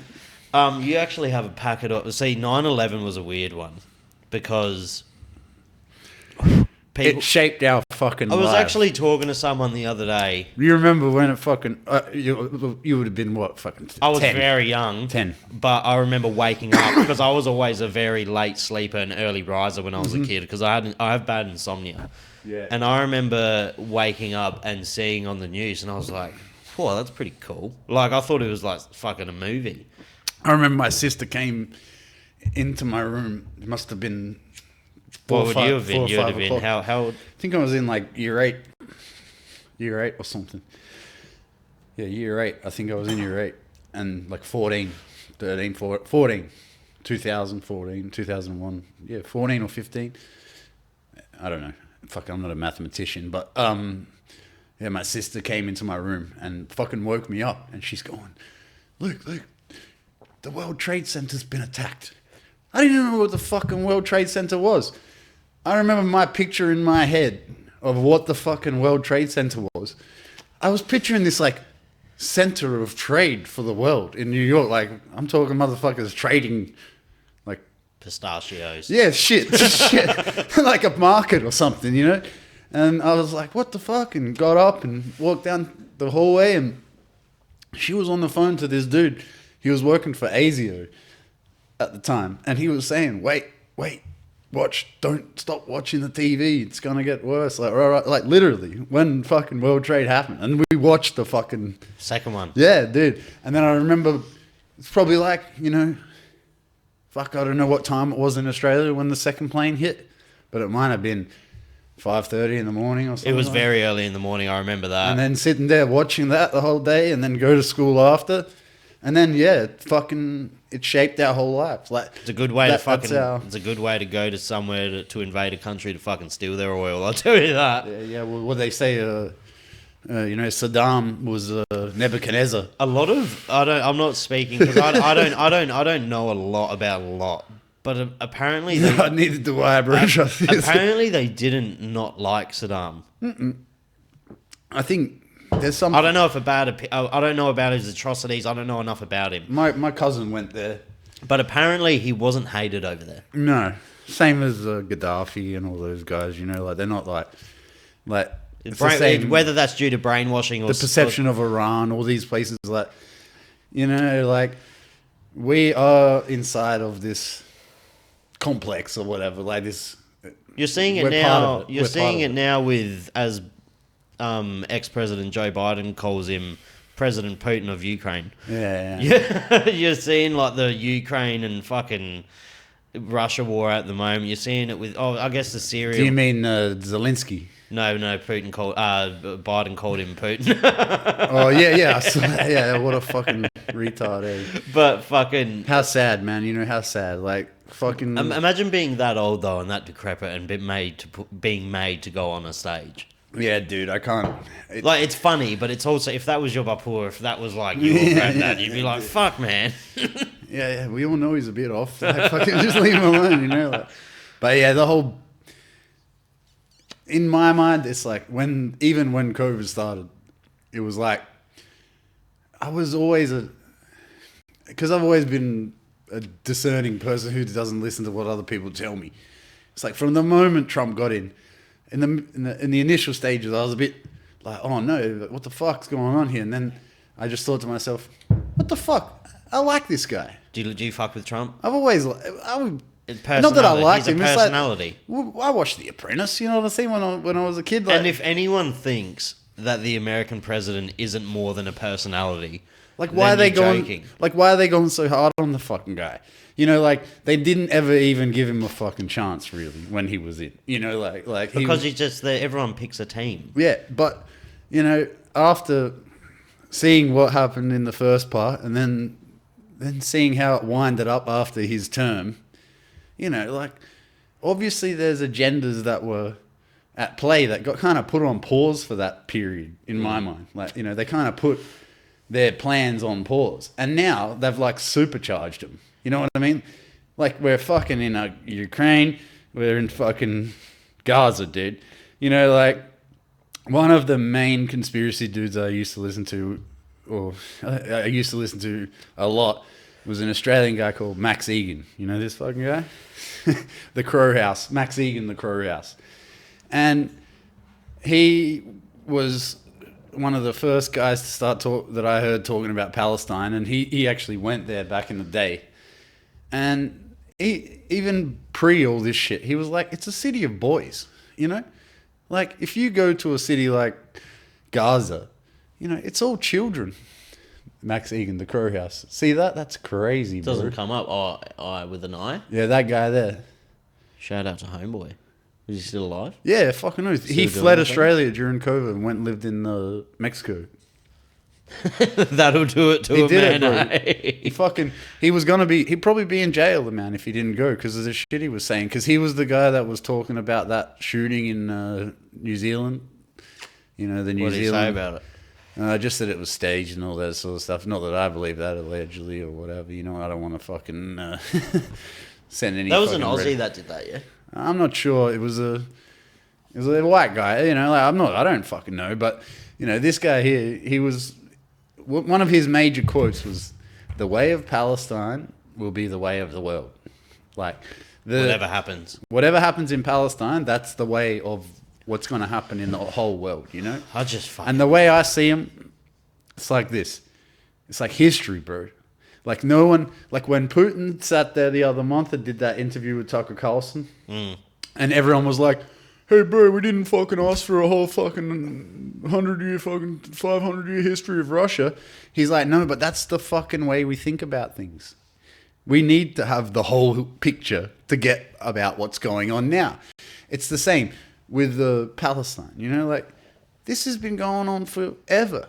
You know, everyone just got amnesia about the whole fucking thing. And now there's this brutal war going on in this tiny little pocket of one area, and it's relentless. There's no compromise. There's no way to fix it because now it's gone too far down the road.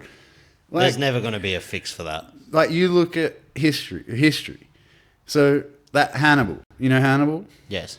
So what happened? You know, he was beefing with the Romans and shit, right? And they would come across their mountain and then go and have fights with the Romans or whatever. And then the Romans went back and fought them and like killed all the men, all the older men. And then like 20 years later, all the kids grew up and went back and pillaged Rome. And then the Romans said, "No, we're going to go back there and we're going to kill every man, woman, and child because we learnt our fucking lesson. You can't leave anyone alive. You got to do the job.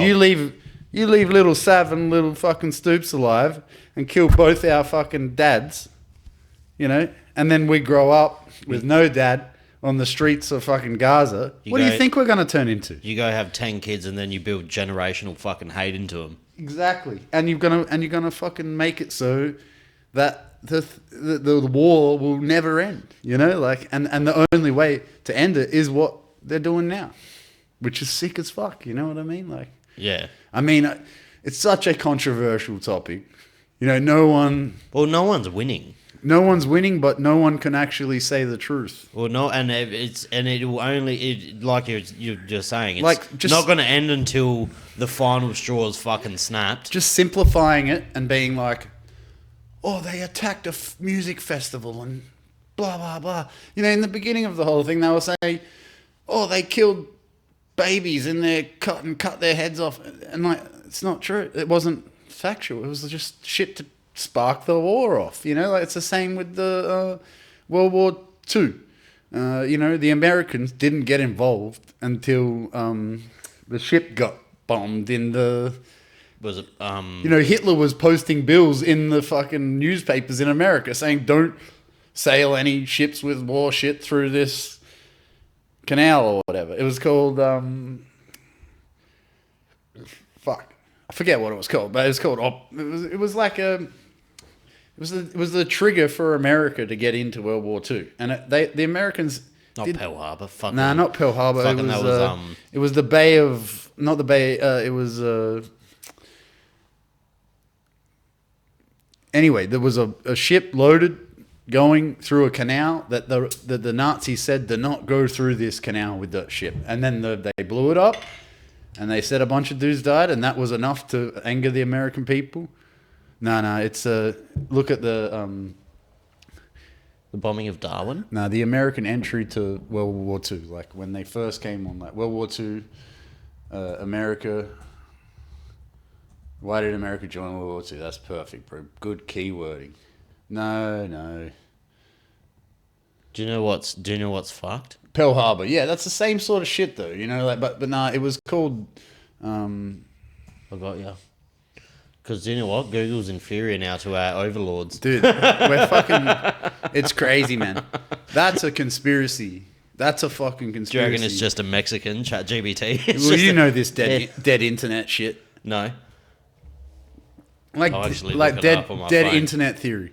So it's like when I was a kid, I was at a good school when I was little. Pulteney Grammar, dude. And we got Apple fucking computers in year 6. And the internet was seamless. There was nothing you could fucking type in there that wouldn't come up. And they've killed it now. It's all advertising.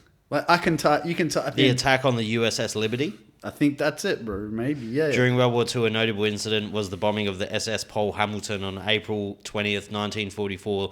The Liberty ship was part of a convoy UGS-38 en route to the Mediterranean when it was attacked by German aircraft off the coast of Algiers. Mm-hmm. The ship was... I don't know what that I don't know either, bro. The ship was carrying munitions and troops, and the explosion was so powerful it completely destroyed the vessel, killing 580 men on board. Yeah, but why did the fucking thing blow up so good? I'll ask. Because it was full of shit to give to people to fight against the Germans. You know, like it was full of bombs and shit. That's why one bullet hit the motherfucker and it took off. ChatGPT, why did it blow up so good? The SS Pole Hamilton blew up in such a devastating force because it was carrying a large quantity of munitions. I am fucking ChatGPT, motherfucker. But yeah, but that was like the catalyst, and Pearl Harbor obviously is a big deal as well or whatever. But you know, in America, everyone's like, oh yeah, we won World War II. It's like, bitch, your motherfuckers stood back and made money off that shit.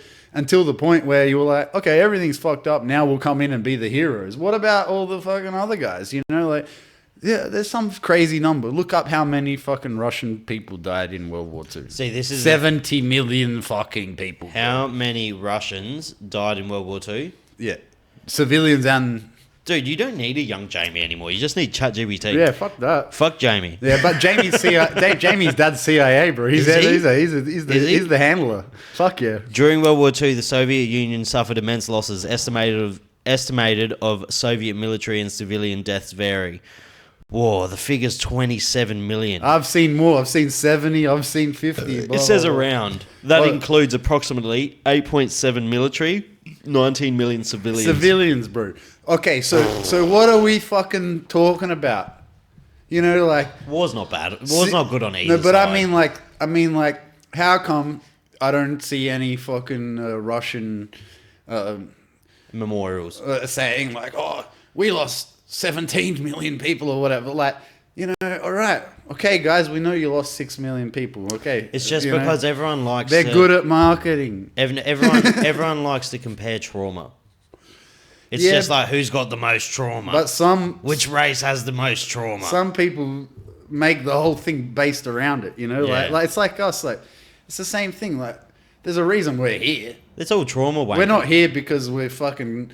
Greece was great or whatever at the time when our families came here. We're here because they came here because shit was fucked up and they wanted to start. My family had to leave because the Turks were killing everyone. Yeah, when they come. They're from Cyprus. What year? 73. Right, and the Turks were killing motherfuckers then. Yeah, that's when they invaded. The fucking Turks. The Turks. When I was playing for Australia in the ice hockey, we played a tournament in Turkey. And that was my beautiful country. That was apparently. my nickname for the whole time. Beautiful country, though. Apparently. Yeah, that's good. I know some good Turks, but I've heard it's my a very nickname nice was country. the Dirty Turk. The dirty Turk. Because I was Greek, they were like, the only reason you got brown hair, bro, you know why that is? Because the Turks fucking I did, did the, like a 23andMe, like the DNA testing. Oh, really? Yeah, because I wanted to see if I had anything else in me. Right. And I wanted just to like Turk. I wanted to see if I was black.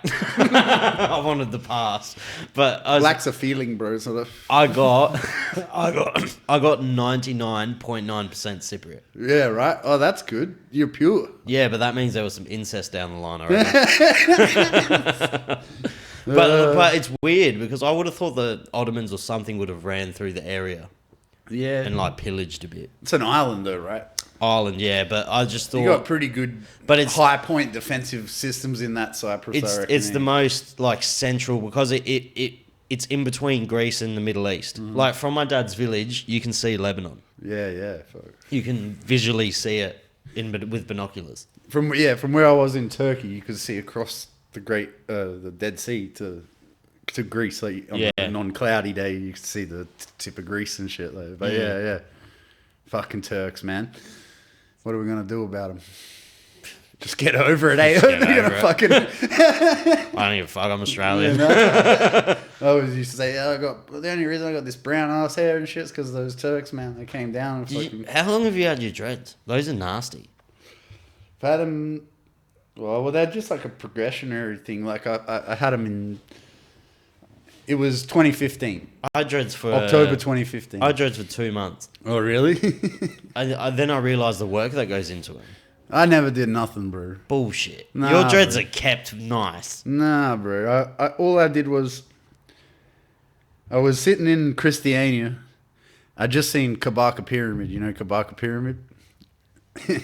He's a reggae dude. But fuck it. I had like a fucking spiritual experience at this Kabaka Pyramid And you got dreads. thing. And then then the next couple of days I was sitting there and I was talking to this Rasta guy. And, Actually, give me one of those Dunhills. Those Yeah, Dunhills yeah, are delicious. oh, we're going to finish it off with the piece, bro. Don't worry. Finish it off with the piece. He's got the cigarette, and not the bootleg ones either. Man, but they got the tax stamp and everything, bro. Straight out of Malawi. Kabaka. I saw Kabaka, and I remember I rolled a joint with a big hash joint there, and I was like smoking this joint and it was just amazing. And then the next day I was talking to one of his band dudes or something at this cafe, and I said, what's the dreadlocks about? Like, I don't understand. You know, and I wasn't... Is it a thing of patience? Well, the guy said to me, he goes, yeah, well, when you have something in mind that you want to do, you grow your hair until you're done. Really? And I just went, fuck. That's why you see those Rasta motherfuckers with hair to their fucking toes. I think I'm almost done, to be honest. Like, and it wasn't even, I didn't even do nothing, bro. All I did was I grew my fucking hair, and then, because I've got curly hair, you know, every time you wash it, it goes frizzy. Same as mine. And so my hair's straight now because I've combed it today. And I wake up in the morning you're and biracial, hateful towards yourself. I got a Jufro. Denying your fucking curls, bro. Jesus. And I just grew it, and it was the most challenging thing I've ever done because I always wanted long hair, but I would be like, it would get to like the awkward length, and I'd be like, fuck it, I'm gonna go cut it, rah. And then after that dude said that shit to me, I was like, nah, I'm gonna seriously dedicate myself. I'm gonna grow my hair for 10 years. And for people who don't see, I've always had long hair my whole life. I've always gone on off, but like you say, I get sick of it. Like I'll wake up one summer's morning, and I'll just go to the barber. I'll crack the shits and I'll shave my head because it's too hot and I can't be combing it because my hair's curly. I'll get like a dread that I can't comb out. No. I just said. No. So it's a thing of patience growing your fucking hair. I just said, no, I'm gonna fucking grow it, dude. And then I started growing it, and it was just curly, like poofy ass hair. And I wouldn't wash it that often because you need the oils, the natural oils to keep the curls together. And then one day this Lush shampoo thing I had, like a Lush natural shampoo, stripped all the oil out of my hair. And then all of a sudden they started making themselves. And then all I've ever done is just rip them apart, bro. Like, I just one goal was not to have a fucking massive... They're fucking tight as well. Well, they're not even dreadlocks, bro. Like if you just pull them, they just come apart, bro.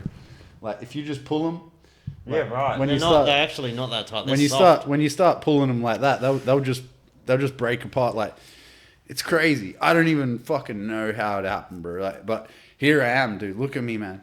10 years later, you fucking. This is a warning to people, man. If you do ayahuasca, you might end up like this. That was my that was my COVID meltdown. Right. So I wanted 2 dreads because I always loved dreads, and I was like, fuck it, I'm gonna go get 2 dreads. So I went to this chick who does really nice dreads. Yeah, no, I never had any crochet, nothing like that. She does very nice dreads, and I got 2 dreads at the back of my hair, and I got them at the back of my hair because then I could tie my hair up with them. Yeah. So I used them as a hair tie, and then I was like, fuck, that looks pretty dope. So I went and got like 10 more, and then I was like, I look like a fucking idiot. Yeah, I only no, got 10 dreads, and I just didn't. And then she's like, well, yeah, you got to do this and this and this with them. See, the thought of having them manufactured Aesthetic for aesthetic purposes. didn't roll with me. Like I may as well just rock up to Sugar with the fucking Bob Marley wig on one day. You know what I mean? Like that's how I felt about it. And then it's like, but no, it was just no one believes it. I don't give a fuck. No one believes. I never got no one to fucking tend to my hair, but no one's ever tended to my hair. It's just I just rip them apart when they get clumped together. I got ones that's joined together and blah blah blah. But yeah, it's fucking weird, dude. So you think would you cut them off? Yeah, I think I'll cut them off. When you cut them off, can you give me one? Oh, I don't know, bro. I don't want no black magic shit. I'll Going. As long as you promise not to fucking. I'll put it on the podcast wall. I think, yeah. I mean, they definitely need to go eventually. Like Do they're they? fucking getting. Some people do they get annoying? I think it's that whole thing, like I was saying to you, like about Greeks, man. You got to live different lives inside the life. Like, you never want to be one thing the whole time. Socrates, he was a combat medic. That's his first job, dragging dudes off the battlefield, dude. Then he became another thing. Then he became a philosopher late in his life. It's just parts of your life. And this one here, I'm on a 10-year thing, and this is 9 years of growing my hair, and I feel it's benefited me. I don't know if I got fucking antennas or whatever connected to the ether, whatever you want to say, but I feel like it's benefited me. Imagine you shave them off and then you're like, the moon landing was real. Yeah, exactly. And when fucking Neil was lowering that fucking lander, man, it said red alert, and and then you just go and get 6 jabs. Just give me 3 in each arm. I become a communist, bro. Just coming straight up. I'm like, mate, this is for the fucking everybody. Like, we're doing this for the community. It's like, fuck. Yeah, no, fucking. That's the thing, man. Fuck the community. Like, dudes. It's good to have community. It's good to have lads around you and all that sort of stuff. But COVID showed at the end of the day, everyone's out for themselves. Mm-hmm. That's the one thing 100%, man. COVID really brought to fruition. I watched the fucking guys in... I've seen a lot of tough guys crumble during COVID. Yeah, dude. Well, that was the thing, man. It's like, at that point, it was just me and my dad, dude. Like, me and dad. I've been working with my dad since I was 15. I was born there in the factory, bro. Like, I had a cot in the factory, same as my son. I had a cot in the back of my dad's fish and chip shop. Exactly. But that is what protected me from the whole thing. And there's times in your life where you can be like, oh, no, dude, I missed this opportunity. I missed that opportunity. Oh, I didn't say yes to this. I should have done that. At one point I was signed up. I was about to go to art school. Art school. What the fuck am I going to go to art school for? Dude, go to art school and be told how to do art. Go to university, do philosophy. Be told what the end goal of philosophy is. When I first started looking at philosophy, it was in a time on the internet when you could just go Harvard philosophy lectures, and then you could listen to the whole. Keep going. I'll get us another beer. Yeah, well, you could listen to the whole of the lectures at Harvard for free, and so that was when I first got my first smartphone. And I'm like, fuck, I'm listening to lectures at Harvard for philosophy. And they guide you through it. In the first part, they're like ancient philosophy. So they'll talk about Plato and Socrates, and they'll talk about Plato's Republic, and and then it's like they'll give you references. So go read this, like read Plato's Republic. It's like the most boring book you've ever read. Like, what is a dog, Socrates? Well, I'm not sure what a dog is, Plato. It's like so boring. What's a city? A city? Oh, well, I think is why? Why do you think a city is that? It's like the main thing it teaches you to say is why. Why? Someone says something, a statement. Oh, it's this or that or rah. You say, why? But then you're a conspiracy theorist. No, but they don't. Yeah, but then they go, why? I don't have an answer why. And it's like, well, you don't know, and like you said, no one knows nothing. No one knows nothing. But listening to philosophy led me on that path of that discernment and all that sort of shit. And I had already been working for years before I had even heard any of that shit. You know what I mean? Before I heard any philosophy lectures, anything like that. I've been working like since I was 15. So that's like, I was already 10 years deep into working. And then all of a sudden, I'm not listening to Triple J, bro. I'm listening to fucking lectures all day. 8 hours, 9 hours a day while I'm doing my physical work. I'm listening to Harvard lectures. At the end of the fucking thing, where do they lead you? Nihilism, bro. Like, nothing matters, which is the thing of the whole world right now. Like, it's all about you. What I do, as long as I'm not hurting anybody else, I can fucking... It's so crazy, dude. It's like, do you know what the biggest thing on... Like, the biggest trend on social media now, which is just fucking hilarious to me, is it's like, so do you know who sparked it all? It's David Goggins. Oh, yeah. So I appreciate David Goggins because he's David Goggins. He's the first one. But then what he's... Strickland will fuck him up, though. Oh, Strickland will fucking murder him. There's not even... If David Goggins thinks he would land a fucking jab on... He would just... That's the story for another day. That just pisses me off. Pretty funny, but... But what stemmed from him is all these fuckwits that just sell lifestyles. Yeah, like that Les Watson. All of it. They just sell a lifestyle like, oh, wake up at and hell, and you got to callous your mind. It's like, cunt. I come from a fucking lineage of you suppress your issues and deal with it, and then you get over it. That's just what I do. You go see a fucking psychiatrist. But it's no, fuck that. Yeah, it's exactly. At the moment, mental health is so monetized and so financially. You can gain so much from men's mental health that it's become a fucking cult. Yeah. And like, I'm fair enough. If my boys ring me and they're like, I'm fucking like struggling, I'll talk to them. Yeah. But like, I'm not gonna like. I think you're all fucking disgusting because you're pretending like you care about this thing, and they think because you're an advocate for men's mental health that it excuses you being a fucking piece of shit. You were a piece of shit. Just own it. It's weak. I mean, I don't mean. I mean it. I mean it 100%. It's weak. I've done it myself. I've gone and seen these. There's nothing wrong with the mental health. There's nothing wrong with going to therapy. My mental health was worse than ever when I started seeing a psych or whatever because I thought it's like I started seeing one. I went a bunch of times and then like I never really got anything of value out of the lady, right?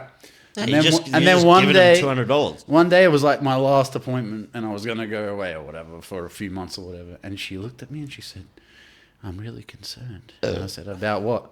And she's like, this ayahuasca and these other drugs that you're talking about, like they're very dangerous. Like rah rah rah. And I'm just like, that was the point. You fucked up, lady. That was the point. I gave you all those pills. Like every time I was talking to you, I gave you that pill of who I am. That's a big problem with people. The more honest you are with them, and you tell them who you are, the more they'll use it against you.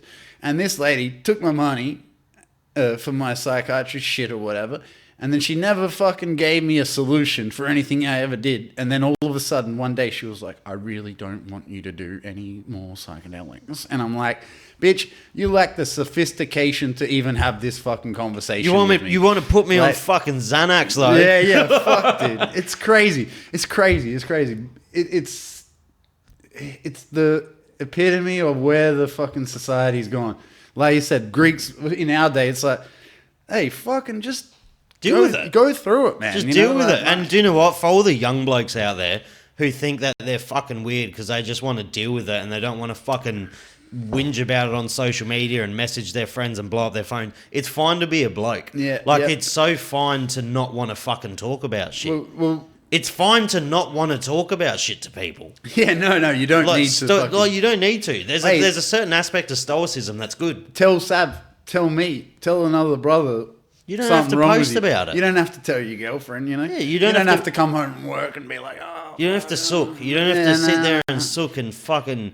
Because You're gonna dry up the spot, bro. All of the spots, everything's gonna be dry. there's no moisture. all of these cunts you see on social media who are like, oh, you talk about... They're doing it for monetary gain. Yeah. And do you know... And a lot of people I know... Do you know how many people I know that I know are fucking putrid human beings that hide behind the mental health card? Yeah, I did yeah. that because I was in a weak spot. Yeah, Look, no, but I know fucking heaps of people that are in terrible spots and they just knuckled down and got the fuck through it. Yeah.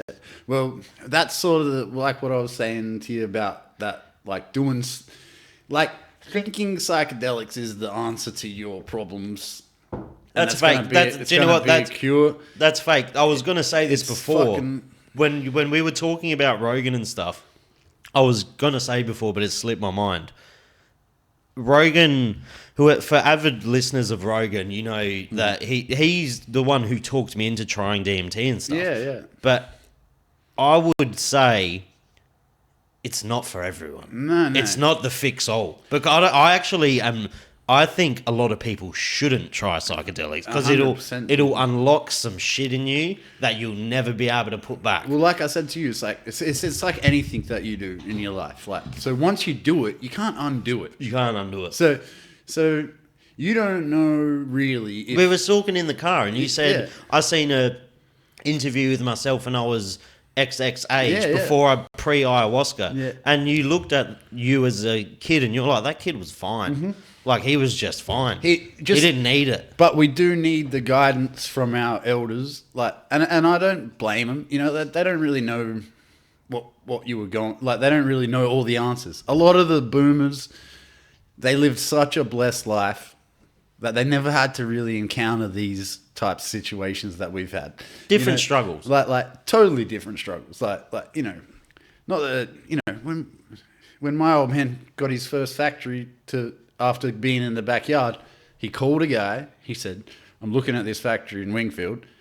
$10. And well, not that it was $10. Okay, it might have been $100,000, but nothing down, no deposit, blah blah blah. Just take it, mate. Make it work. You know, like we're in this other Opportunity. time where we're not. You know, our stresses are totally different to them. Like you've become a landowner because of good advice from your parents. See, and all that sort the of other shit. thing is, one thing you have that I don't is now you're a father. Yeah. Fucking So now you got to bestow your own guidance on this fucked up world to your child. Yeah. And you have to try and navigate your child through this absolute fuckery. And everything that everyone says about that shit is not true. You know what I mean? Like the mainstream, like on Triple J the other day, it's like they're like, well, why are you holding off on having kids? Oh, because fuck, my house is too small, or blah blah. Like million different excuses not to procreate. All of them sound enticing. It's like, why did my old man, why did your old man have all this ambition at such young ages to provide? There's no other fucking reason, bro, because you were there, or whoever, your sister, your brothers, or whoever your siblings are. It kicks in. Like, my dad was 18 when he knocked up my mom. She was 16, right? They sent my mom to a fucking like a nunnery, dude, when she was pregnant, and they were like telling her the whole time, like, you don't want to be with this guy, just give it up for adoption. Give it up for adoption. My dad's like halfway through the pregnancy, her mom took her over to this fucking nunnery or whatever. And then I'm speaking to her on the phone once a week, and he's like, I feel like I'm fucking losing her. It's like the whole reason we got pregnant is because I'm Greek, you're Australian. They didn't want us to be together, so we wanted to bind ourselves together. And this dude fucking worked so hard at that young age of 18, 19, You know, he was driving buses for the people STA. were starting families at fucking 16, Yeah, 15. well, my back mum then. was 16, but he worked so fucking hard at that age, and he had all that energy that by the time he was like in his 30s, he had a factory built a life. with all these dudes working under him because he was like a leader about it. Why? Because he fucking procreated. Myself, I fucking lived a life where I was just like, you know what, dude? Like the first girl I had a long-term relationship with, we were all just like, nah, we just want to be selfish. We just want to travel. We want to spend all our money on ourselves. Like, we don't want to buy a house, all this shit. Dude, complete and utter brainwashing. You know what I mean? Like, as gay as it sounds, as soon as I knew that bun was in the oven, my whole fucking perspective on what I was doing in my life changed. You know, and for the last 3 years since he was in the oven, I haven't fucking stopped. And yeah, I'm tired sometimes. Yeah, but my life has come into a place where I feel like, oh, there's fucking meaning there. No wonder. Oh, no. Oh, do as thou wilt. Oh, you know, do as thou wilt. You know, you're not hurting anybody but yourself. Are you not hurting anybody but yourself? You know, if little Sav goes and says he wants to chop his fucking ween off, you don't think that affects his dad and his mum and all the people around him? Like, anything you do affects people around you, you know? Like anything. Okay, we're smoking cigarettes, we're drinking beers, we're being ourselves. That's called being yourself, you know? like you don't have to fucking cut everything. That's the biggest thing as to why I don't have kids and I fucking just struggle with relationships, because I'm not going to change for anyone.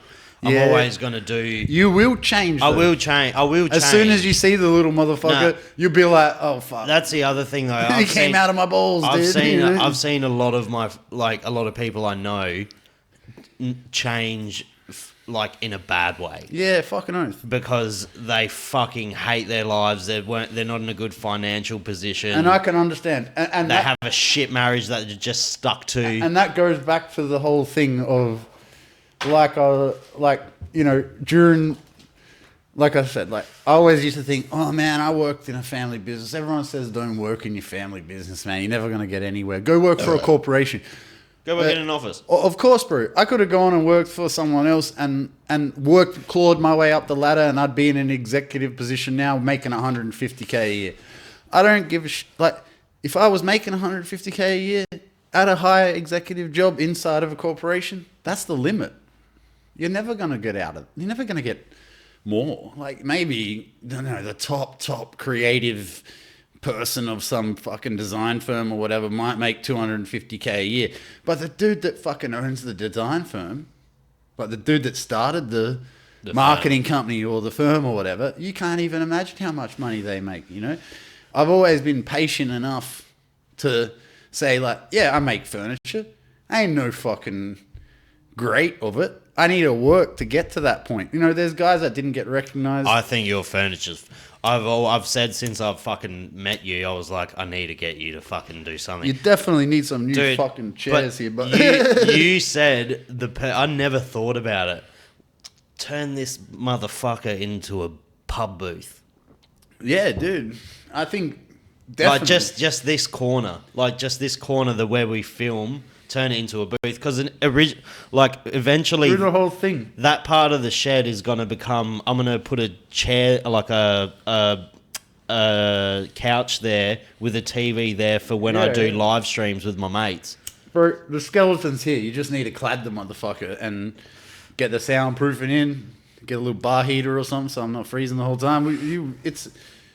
But you've got your place, man. Like, you're that lucky. Like that's. In this day and age, there's nothing that could leverage you more than that advice your parents gave you to actually fucking bite the bullet. The next step is in 5 years to sell this motherfucker and move country. Oh, really? Yeah. Where do you want to go? More south. In Australia? Yeah, more south. I thought you said move country. No, move to the country. All right, yeah. I've always, since I was very... I had a long... Since I was very young, I've always wanted to wake up and to be on 10 acres. all during COVID, I thought I wanted a homestead. I've wanted that since I was a kid. Like, I thought homesteading. I don't want a homestead. If I want a homestead, I want to be in like the non-harsh lands, like in Idaho or something like that in America. like in Australia, it's just like it is the harshest fucking place. I just want to walk. You know outside. why when you drive to like Borough? Oh, not like, that country. Well, I know what you're saying, but like when you drive out and you see these abandoned homesteads, they're abandoned for a fucking reason. Because it's hard. It's not because it wasn't. No, when I say country, I want to move to like Mount Compass. Right. Or like so it's still not country. Yeah, no, I agree. But I just want 5 to 10 acres so I can walk outside naked and shoot a gun. That's all I want, just free. And I like growing my own vegetables. I like pickling my own shit. Yeah. I like that kind of lifestyle. Yeah, no, dude, do it. It's good. It's good. Just this Australia, man, fucking such a harsh climate. Like the countryside in here, like If you go north, people are fucking afraid to live at Crafers, bro. You know, like. really, yeah, Yeah, you know what I'm saying? yeah. Like all these. I remember this house I saw in Cherry Gardens. It was called Cherryville or Fuck, such a nice area. Cherry Gardens. That's where I got my dreads not done. Cherry Gardens, Cherryville, I think it was. But it's like in this valley, and this house was up for sale. There was like 100 fucking cherry trees, and then they had a bunch of orange trees, and it was on like a creek, and like it's so beautiful, man. And when you drove down there, you're like, man, I'm gonna need a fucking helicopter. Like, if this shit catches fire, like I need a helipad to get out of the this fuck motherfucker. out. You know, like so. That's like one of my mates lives in. His dad owns 100 acres or like 80 acres in the Hunter Valley in New South Wales, and he lives on top of this hill in a house he bought for $10,000 back in the day, and he built his house like it's made of fucking timber, and it's fucking dope. And he doesn't leave his house. He's just a grumpy old fucking cunt who thinks the government's going to come one day, and he's waiting for Russia to take over. Oh, they're coming, bro. Got his gun loaded. But to get to his house, you need a very well-equipped four-wheel drive. Like, you cannot get to his house without a four-wheel drive. It's up this hill like this. Yeah. And there were the floods in New South Wales, and he just couldn't leave home for a month. Right, yeah. Out near, where was it? Ballina. Yeah, he just couldn't leave home. Crazy. But there was fucking conspiracy theories about those floods, you know, that they were trying to make him into that, I think it was Ballina, into a smart city. Really? And they said no, and then all of a sudden, like all that time when those floods were happening in that region there. What's your opinion on old daddy Elon? Elon? Do you have a love-hate relationship with Elon? Yeah, kinda. He was a fucking, he's He's like out. a patsy, you know, like I remember watching, you know, one of the great ones, if you type it in, is the Bakersfield launch. If you look at the Falcon Heavy from Bakersfield. With a SpaceX? You know, like SpaceX had all these failed launches, you know? Like, one after the other. In the last one, the most recent one that failed, everyone's going like this. In the room, when they fucking crash and it blows up or whatever, they're all going, yeah, wow, fucking high five, this, that. Elon's just sitting there like this. He's like, you know, fool me once, so shame on me. Fool me twice, so shame on you. 3 times, I don't know. This is a bit much. I've been fucking sending these things up there for. SpaceX cleared to launch Falcon 9 rocket after go to rare YouTube. failure. G. Go to Jeeves. YouTube. Oh, I thought you said Ask Jeeves. I was like, No, fuck. fucking Jeeves. I almost said the N word. I don't know. If you see Falcon Heavy, Bakersfield. Falcon Heavy Bakers. I don't know what this is. When that episode you did with Joe Rogan, Yeah, this one here. Look at it. was so interesting because when he talks, it looks like he's reading his mind. Yeah, You know what I mean? I think, like I said, when He's they full tismed out. when they just keep. Here we go. SpaceX Falcon 9 is going to it's like a shooting star in reverse. You tell me what the fuck's happening here. This is a third-party view of a launch from Bakersfield. You show me, man. You watch. What happens? Now, Looks like a rocket now. Falcon 9 is capable of actually carrying 10 satellites into space. And Wait. Go back a little. Go back? Bit. Just before it does that. Watch. All of a sudden, In its own right. And what does it start to look like to you? to be watching here. And here we go. Now you see the sun hitting. Look at that. What do you reckon? It's fucking like cloud seeding or something? Nah. I'm saying like it turned from a rocket, but now what does it look like? It look like it bounced, like it skimmed like a stone, right? Yeah. And then watch, it'll hit again. It's gonna hit again. You'll see it continue to shine through the night sky. And this is pretty consistent with launches. It's another thrust set right See it hit again? Like a skimming stone? I'm so confused. Look, zoom in now. Oh, no, that'll zoom in. Wait. Just see the What's that look like, man? line. Looks like- A speedboat, motherfucker. Is that in the water? You can see it. Maybe, bro. I don't know. But all I'm saying is I think Elon might be a fucking, Looks as though a cloud of you know, smoke with its he's own so... shooting I don't have the. Keep going, bro. It's fucking skimming. through the sky. It's nuts. Look at this thing splashing. I mean, what's going on, bro? You know? Like, but this is a news agency that just filmed it randomly. The guy's like, this is incredible. I don't even know what I'm watching here. This is crazy. Again, you're watching the SpaceX Falcon 9. Bounce off the fucking waters above. I don't know, but This That's fucking odd. yeah, it's fucking odd, Looks dude. like a butt plug. But he just seems like a good guy that's Got been- $100 billion. and everyone around him is a yes man. And then when the thing crashes and breaks or whatever, they're like, yes, we're doing research. It's like, dude, it's fucking. I think it was like in 1969 we landed on the moon. You know, how can any time in history, like if I said in 1969 they performed a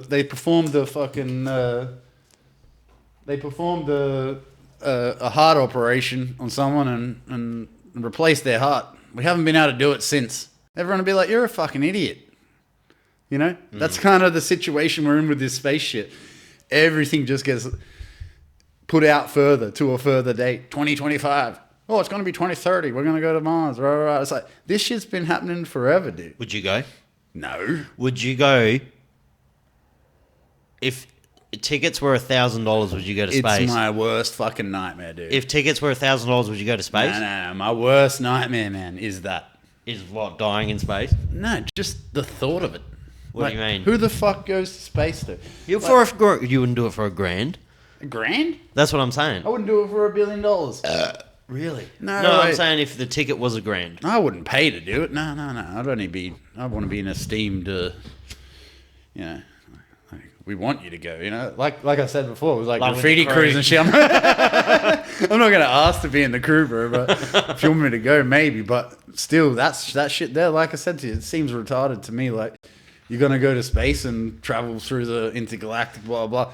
No, I'm just talking to go to the crust and come back straight away. That's what I'm saying. You're going out and coming back like a flight. I'd like take a hot air balloon up. like that Red Bull August motherfucker. Picard. Like that Red Bull cunt. Yeah, that guy. Type in August Picard. Is that the Red Bull motherfucker that went up there? The original Red Bull motherfucker. August Picard. August and then Picard. August Picard. Yeah. Go YouTube. Play the people a video.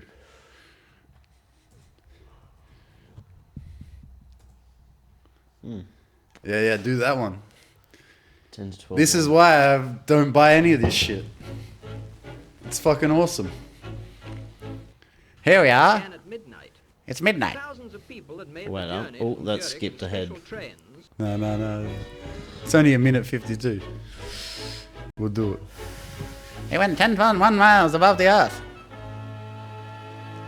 Switzerland. Once again, God bless. Professor Picard, the Belgian scientist, has ascended to heights never before reached by man to study the stratosphere, that unknown region which surrounds the Earth at a distance of more than Hold on, 7 let this miles. play. Hold on. Last year in May, seen it he 1,000 reached over times. 9 miles in height, but this time he was out to beat his own record.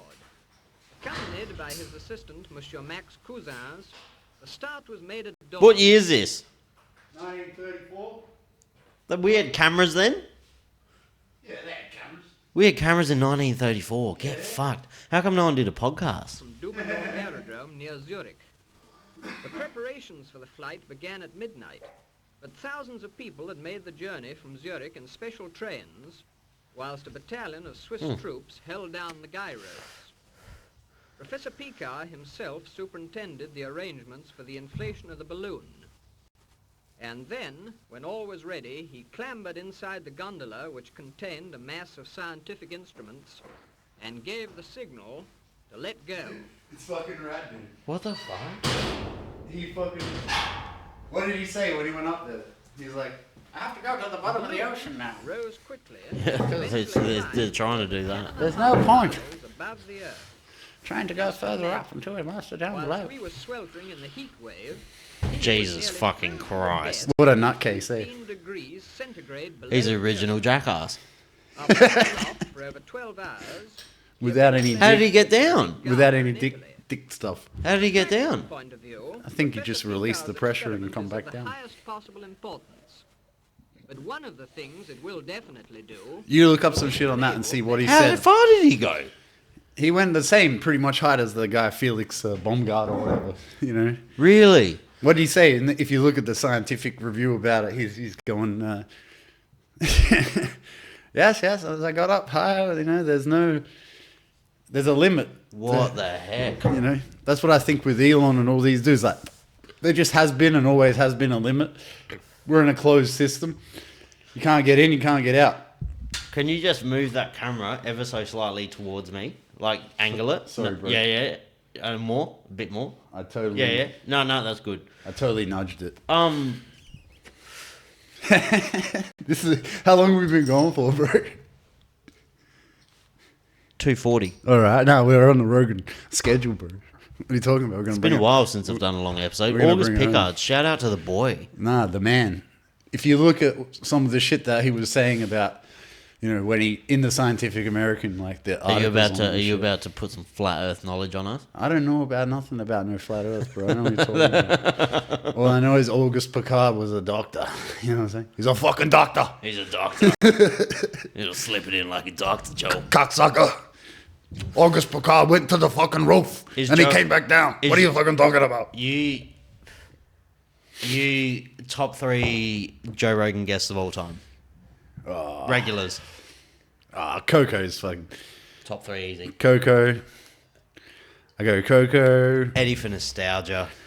I love Eddie Bravo, dude. You know, like I said to you before, it's like I get it, you know, like Eddie's crazy or whatever, but like when Rogan sits there entertaining that 1 + 1 is 2 Terrence and fucking and out, fucking bro. believing it, like hook, line, and sinker, but you haven't even like gone with what your like best homie saying to you, sort of thing. Like it raises some red flags. You know? There's a channel at the moment that I watch because I can't physically with my timeline at the moment keep up with all the podcasts anymore. Nah.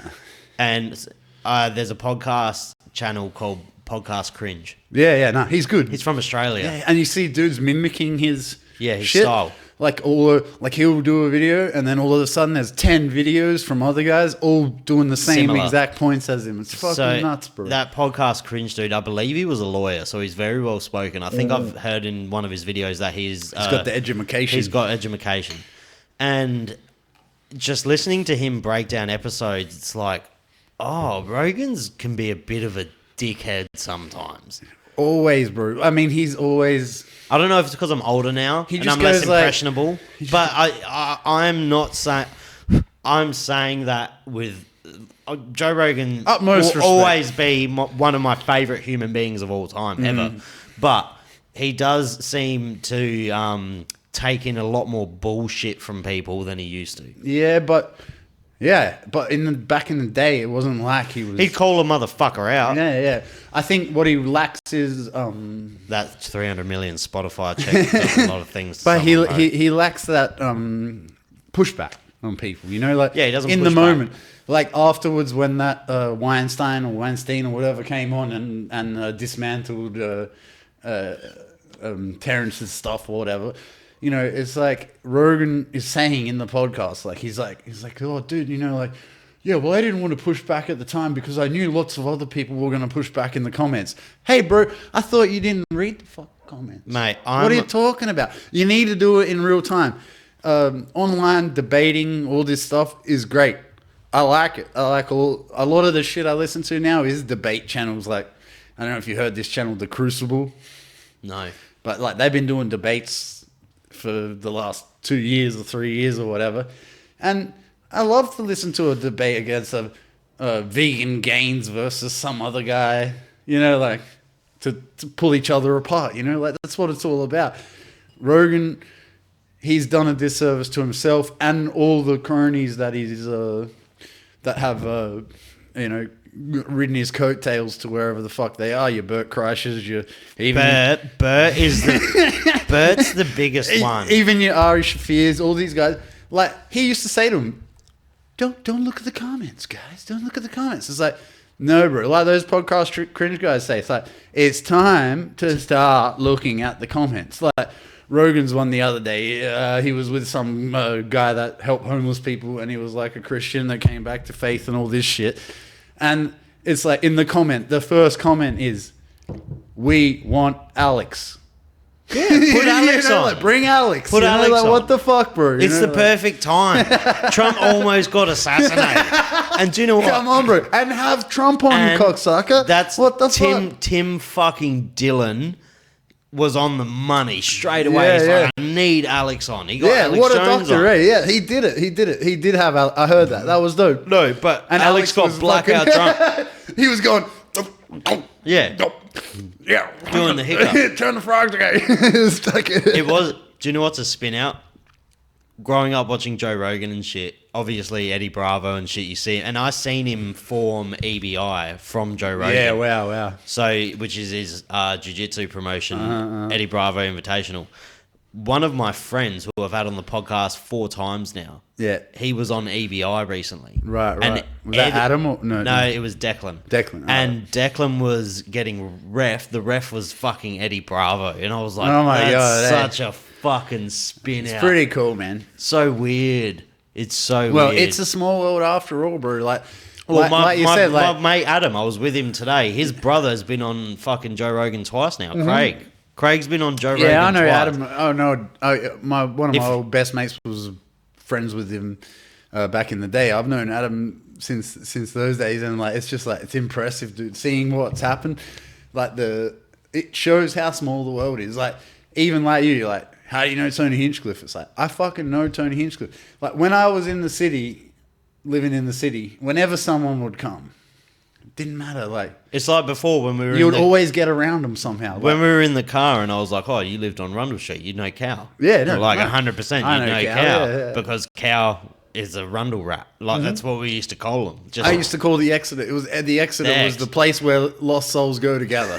and That's exactly what it was. Still, It was every time I go to the city, every time I'm on Rundle Street, I'll always pop into the Exeter. yeah. But now when I walk past, I have a feeling like I'm not a lost soul anymore. So you don't belong there. I don't belong there. Yeah, no, and I don't know who's You there. go to the Austral. That'd be really gay. But yeah, it is the Exeter. I remember times there. They're where- getting rid of the cranker. Yeah, fuck them. They're getting rid of the fucking cranker because of a development project. It's always been on the cards for years now. Years and years. The reason the guy sold the cranker in the first place was because there was development problems going on. It's a shame. there.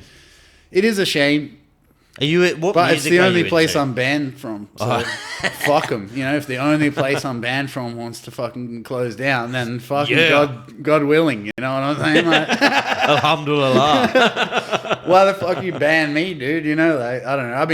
The cranker was What like, music are you into? I'm eclectic, bro. Yeah. But you know, I'm old school hip hop shit. I mean, really, most things after 2000 in hip hop don't really hit me. I love, like all the old shit, Eric B and Rakim. This of is course. gonna be a funny. My son can sing fucking not paid in full. He ain't no joke. I'll be like, I ain't no joke, and I'll be like, I ain't no joke. He used to make the mic, and he'll be like, smoke, and I'll be like, now you slam when you want to make sure it's broke. So it's fucking hilarious. this story will be funny to you because you know Jacob. Yeah. So Cow's brother Jacob. So one of the funnest nights I've ever had in my life Jeff, for some reason, Jacob messaged me. He's like, we've never fucking got fucked up together. You ever come out? And I was like, okay. And he's like, there's this show on at Sugar tonight. It's African Bambaatas playing. Oh, and African Bambaatas. And I was like, okay, let's fucking get it. And he fucking gets me to his house. And he's like, I got like hundreds of Dexies. But my housemate... Don't tell Stoops. No, my housemate is got schizophrenic. But he sells all of his Dexies, so he plays up heaps. And I was like, okay, whatever. So we fucking pounded through like 50 Dexies between us. And we went to this house. I've ended up stealing this person's cockatiel. You stole a bird? Their pet cockatiel. And I put it in my jacket. And I fucking went to Sugar with this cockatiel. There's a photo. my God, there's a bro. photo of me on Facebook with this cockatiel poking out my jacket in Sugar and African Bambaatas and the African Bambaatas in the background playing. Just don't be. Some Some fucking bad allegations against old African Bambaataa, I'll tell you that much. Really? Oh, Jesus Christ. Really? Yeah. Fucking earth. Look, they look all into look. it. You gotta Some fucking separate it. PDF file shit, you know. Oh, what I'm saying? really? Yeah. Back Check in the his day. hard drive. Like, yeah. African Bambaataa, the Zulu nation. All No, of but I them. love it. I love that shit. What is with that? Do you reach a certain level of fame and you're like, I just get the right to do that? Like, what is it? Mate, I don't know. I think sometimes if you're, in that situation where you're on the streets of... No, but it's very prominent when you reach a tax bracket. Yeah, maybe. You know what I mean? It's very prominent. I think it's just like, it's one of those things where you're not supposed to entertain those. That's one thing people don't understand these days is I remember to do with the PDF file sort of shit back in the day, when I first understood what one was or whatever, how it worked. It's like there's just certain thoughts you're supposed to push aside, no matter what it is. It can be about doing drugs or doing anything, crime, robbing a bank, all this shit. It's like one day you could be like, damn, man, it sounds kind of enticing to rob a bank. No, you're supposed to just go, get that out of my brain. I don't want to fucking entertain Everyone that has thought. a thought And like that. that's what I think those types of things are. And with the more acceptance of them, they got a flag and shit now, They got a flag. They got a flag. They got a flag? So the PDF flag, They got a flag. pretty much, I think they're called maps, you know what I mean? Like minor, like, Oh, no, it's I come know. to a point where it's like, I'm a minor attracted person. It's like, dude, at the end of the day, if you're like, of course, youth is attractive. When you see a fucking 20-year-old girl, that's the prime of their thing. But it doesn't mean you need to actually take any action on it. If you're at a club and you meet girls, I remember when I was first going to clubs when I was in my mid-20s, and because I'd been with someone my own age, I'd meet a girl and she'd be like, I'm 18. And I'd be like, no, bro, I don't want to fucking, it was like not scary.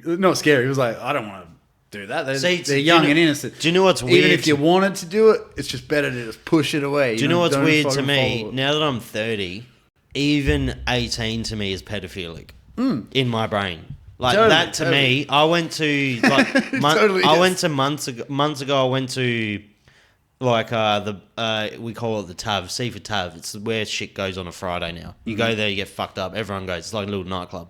Yeah, what is it? The tab? The Seaford TAV. Yeah. I went there. When I was a kid, we would drive out there with my friends from our area, and we would always be like, "Fuck, there's so many hot girls down in Back the in the fucking day, South." Bro. it used to be the Vic. And but they're just too far away, bro. It was on the highway, as you The went. Vic. Yeah, that maybe. I was used to that go one. to the Vic. And we'd be like, "Oh, let's go out there." And we'd go out there, you meet some girls, and Are be you like, going to a "Oh punch no, on?" they're too far away."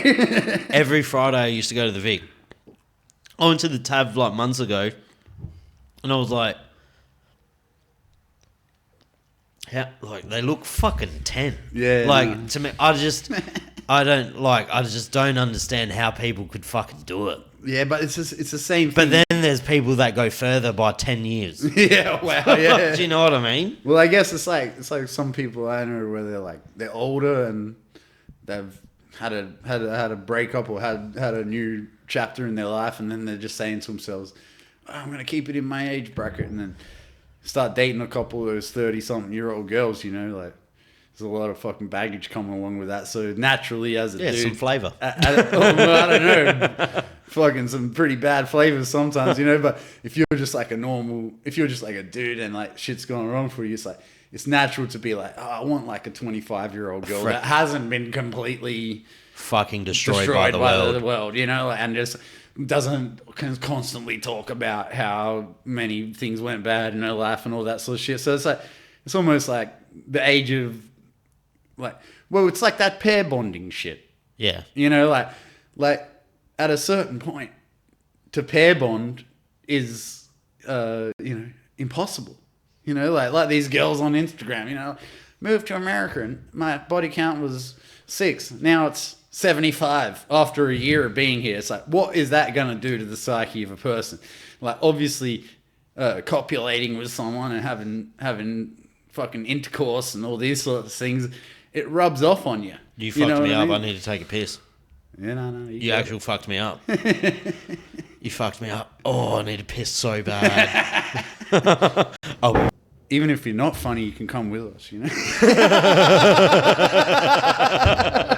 I do. I fucking thank you. I used to model this whole podcast off of. I was just talking to Stoops and I was saying how, like, if you want, you could like be a regular on the show, because anyone who watches this podcast knows I have like my 3 blokes that I will, like Piero, Goobsy, those boys I'll always have on whenever I don't want to think about doing an episode or I don't want to fucking find a new guest. And it's just easy talking to them because we like the same shit. And I was like, Stoops, if you ever want to come and blah, blah, blah. And he's like, but I used to base this whole fucking thing off of like, I want it to be like the Joe Rogan podcast. But now it is. But now it's turned into, it's the Sesh with Sav podcast. This is the beginning of the fucking Joe Rogan podcast. It was, but that's we're what in the shed, bro. That's what I We're want in to the keep basement. Like. You know what I'm saying? Yeah. Who gives a fuck if it honestly, like you said, all these fucking guys, what's his name? Fucking dummy McGee. Fuck, what's his name? The guy that not Andrew Tate. Schultz. Schultz. Oh, it's so manicured. Get the fuck out of here, bro. You know, like it's gay. If you get it's just that 6 yes men. You get that kind of launch into that kind of area, and then you become like that. Like he's like, I had a baby. I'm not sure.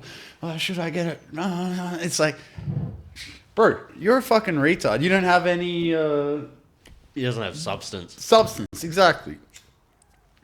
In Adelaide, there's an amazing amount of substance with people here. It's a very talented city. I didn't realise how many cool motherfuckers like lived in even Adelaide. Jones, like Craig and Adam. Yeah, like mate, the fucking first time I ever saw Adam, and I met Adam through a mate of mine. I could see Adam is a fucking boss. You know what I mean? I'd be like at Sugar and I'd be like, what's up, bro? Don't choke me out, please. Just be on my side. If anything goes down, let's fucking, you got my back. I got a bad knee. I ain't fucking doing no jiu-jitsu to anyone, you know, like. But you can just see the talent and look at what his brother's done and all this shit. It's amazing. Adelaide is a really creative place, you know, like. Well, I used to also be like, I used to try and like find guests interstate a lot, and then I started looking around Adelaide heaps.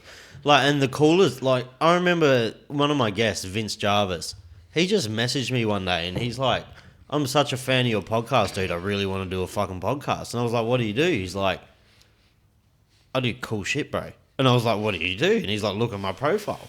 And he fucking is like a professional wingsuiter. He jumps off of mountains in a fucking suit. Absolutely. And just crazy. A nutcase, like a professional skydiver. Mm-hmm. And like he just lives down the road, and he just came here and we got hammered. He's doing that shit here? He travels fucking the whole world. Are you allowed to fucking fly in a wingsuit in Adelaide? Not in Adelaide. What the fuck? Hey, you're not even allowed to fly. But he does like skydiving. He's a skydiver. He takes people skydiving. But they do a lot of like crazy shit in Adelaide. We should go skydiving. He does a lot of together. base jumping. He does base jumping. In Adelaide? You're not allowed to, but Are you they really? do. You're not allowed, allegedly. I don't know. He didn't Do tell we me, live but in a prison? if I want to jump off a mountain, I'll jump off a mountain. Give me a break, bro. Give me a break.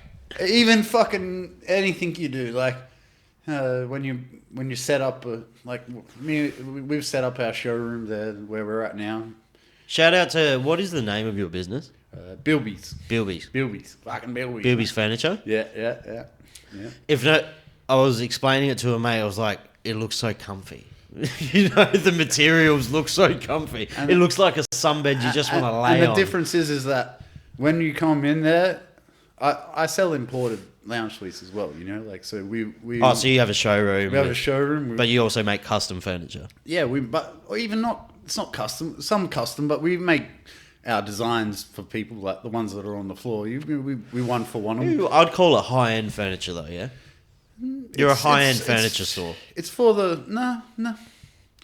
We're Actually, your lounges aren't that. I was just so shocked when I moved it because I bought this house as a rental property for years, and then I got my tenants out and I moved in, and then I had to buy furniture. Yeah. Bro, I got this couch, a leather couch. It was like a 5-seater, but it had 3 cushions and a chase. Mm-hmm. It was brown, like that old brown leather. You know, the one that smells delicious. Cognac. It was That's straight up delicious. cognac. Cost me $6.5 fucking grand. Yeah, no, that's the average. Like, And my dog fucked and destroyed it. I deal with that all the time. People, I'm scared of this fabric, my dog, my cat, blah, blah, blah. At the end of the day, we've been around for 40 years. I understand You why know? my parents had plastic on the furniture back in the day. One time I walked into this guy's house, this Italian guy, and he had this fucking couch wrapped in plastic.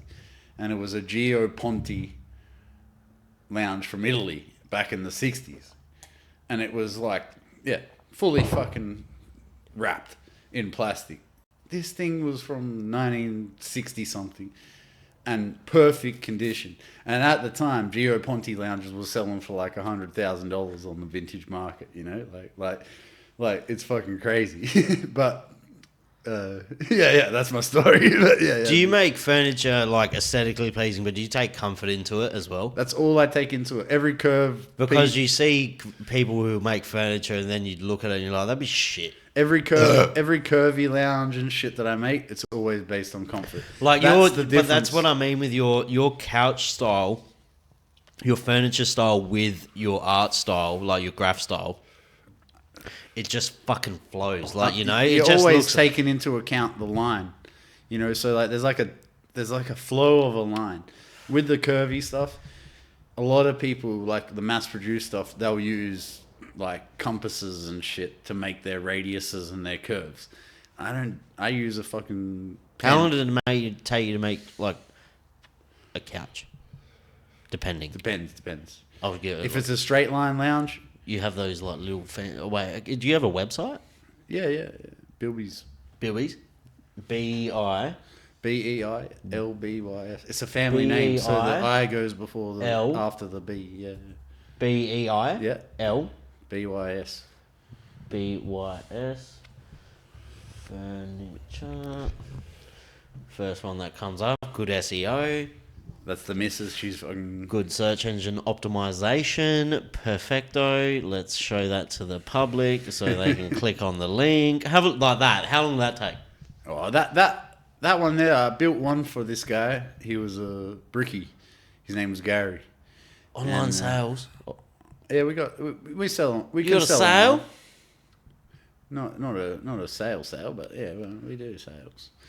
But yeah, so we have a mixture, you know, like we make custom made to measure, and then Oh, that's shit hot. yeah, the old Chesterfield Oh. commercial stuff.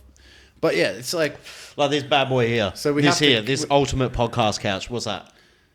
How long? how long does it take? Oh, weeks, Weeks? months. How many yeah. men? Just me. Yeah, I Really? do it all on myself. Yeah, In the old days, we had 30 people working for us, you know, but the manufacturing's been smashed in Australia. So now it's just me and Dad, and we only do small batch shit. So we have our imported stuff that's more accessible. I have an idea. Have you ever made a chair specifically made for masturbation? I don't think Jesus would be on But you've never like my side with like if you could make a chair with the perfect. Type in. You've thought about it then. Type in King Edward's fuck chair. Is that a thing? Yeah. Is that I think it's Edward. King Edward's Or Edward. Yeah. fuck chair.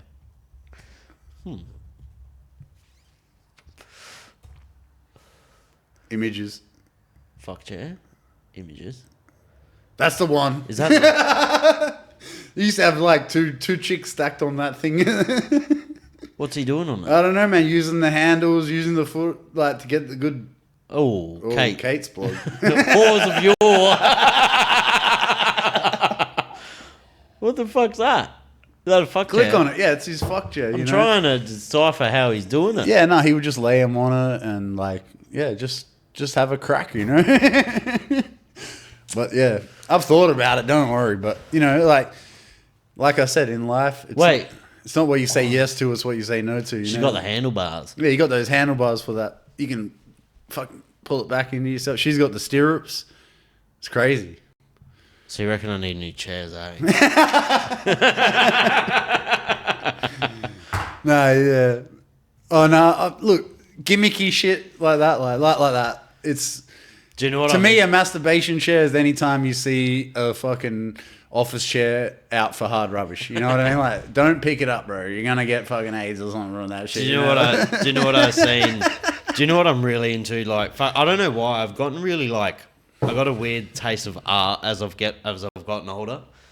I really enjoy like little knickknacks around the house, and there's these like smalls, bro. They're called smalls. at the moment there's these things you can buy. They're like little painted animals. They're graffitied. Graffitied animals. They're like porcelain animals, but they've got graffiti all over them. Right. Like gorillas and cheetahs and shit. They sell for like fucking $2,000 a piece. Yeah. Current fads, man. You know. And fucking little moon men. They're holding the moon, little astronauts. Right. I'm into it. I'm into old. I just like anything at the moment. I'm into art. I'm going through an art phase. I love my smalls. Like when I'm in a vintage store or whatever, it's the knickknacks. smalls that get you. And you'd be surprised sometimes, you know, where they're made or whatever, like the price of things. Like He does have very special cigarettes that he wants to break out for the end of the podcast, which we are nearing. And then I'm gonna end you. What's that? You're gonna fucking meet your ancestors. Is that snuff? Oh, I've got snuff here too. You want a little bump? Of snuff? I haven't done snuff since Europe. This is fucking the glitchka. The glitchka priest. I haven't done snuff Oh shit, that was a lot for since me. Europe. Look at this, man. This is some vintage shit. Yeah, that's good. There you go. Just get Oh it. shit, I gotta go both sides. Oh, that's that mental. I pinch it like this. I just like to. You do it. Not so hard. It's meant to go here, not up in your brain.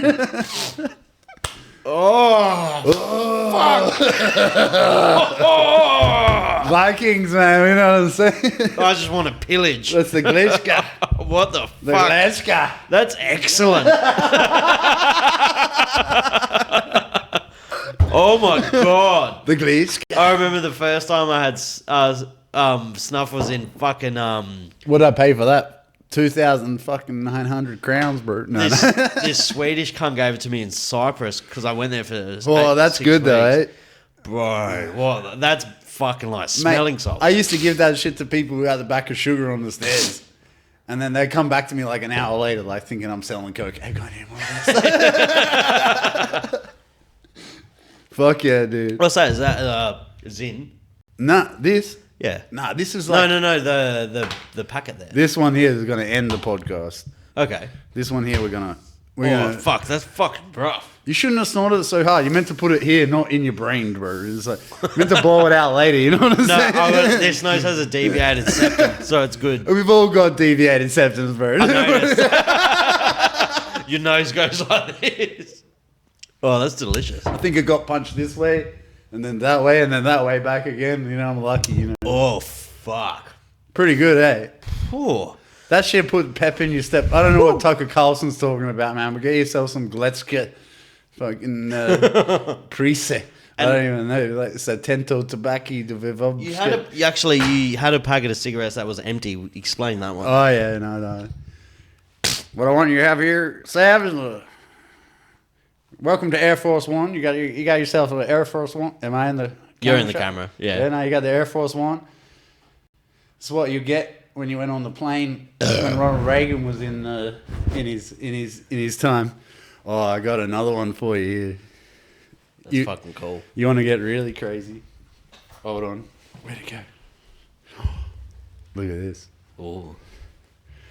This Fuck, that's like the devil's blown sweet love into my nose. Bro, that's better than fucking anything It is. you get on the streets, bro. It's good. What are you talking about? Look at this one here.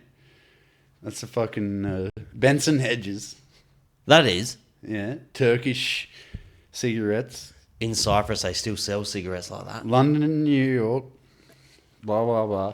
Have a look at that. That's bro.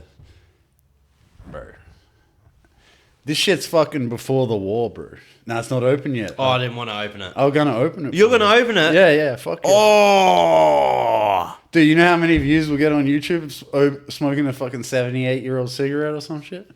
Dude, do you go down YouTube holes? Have you ever stumbled upon Steve MRE? Are you kidding me? He's my fucking best friend. What are you talking about, Steve MRE? Don't. I'm obsessed.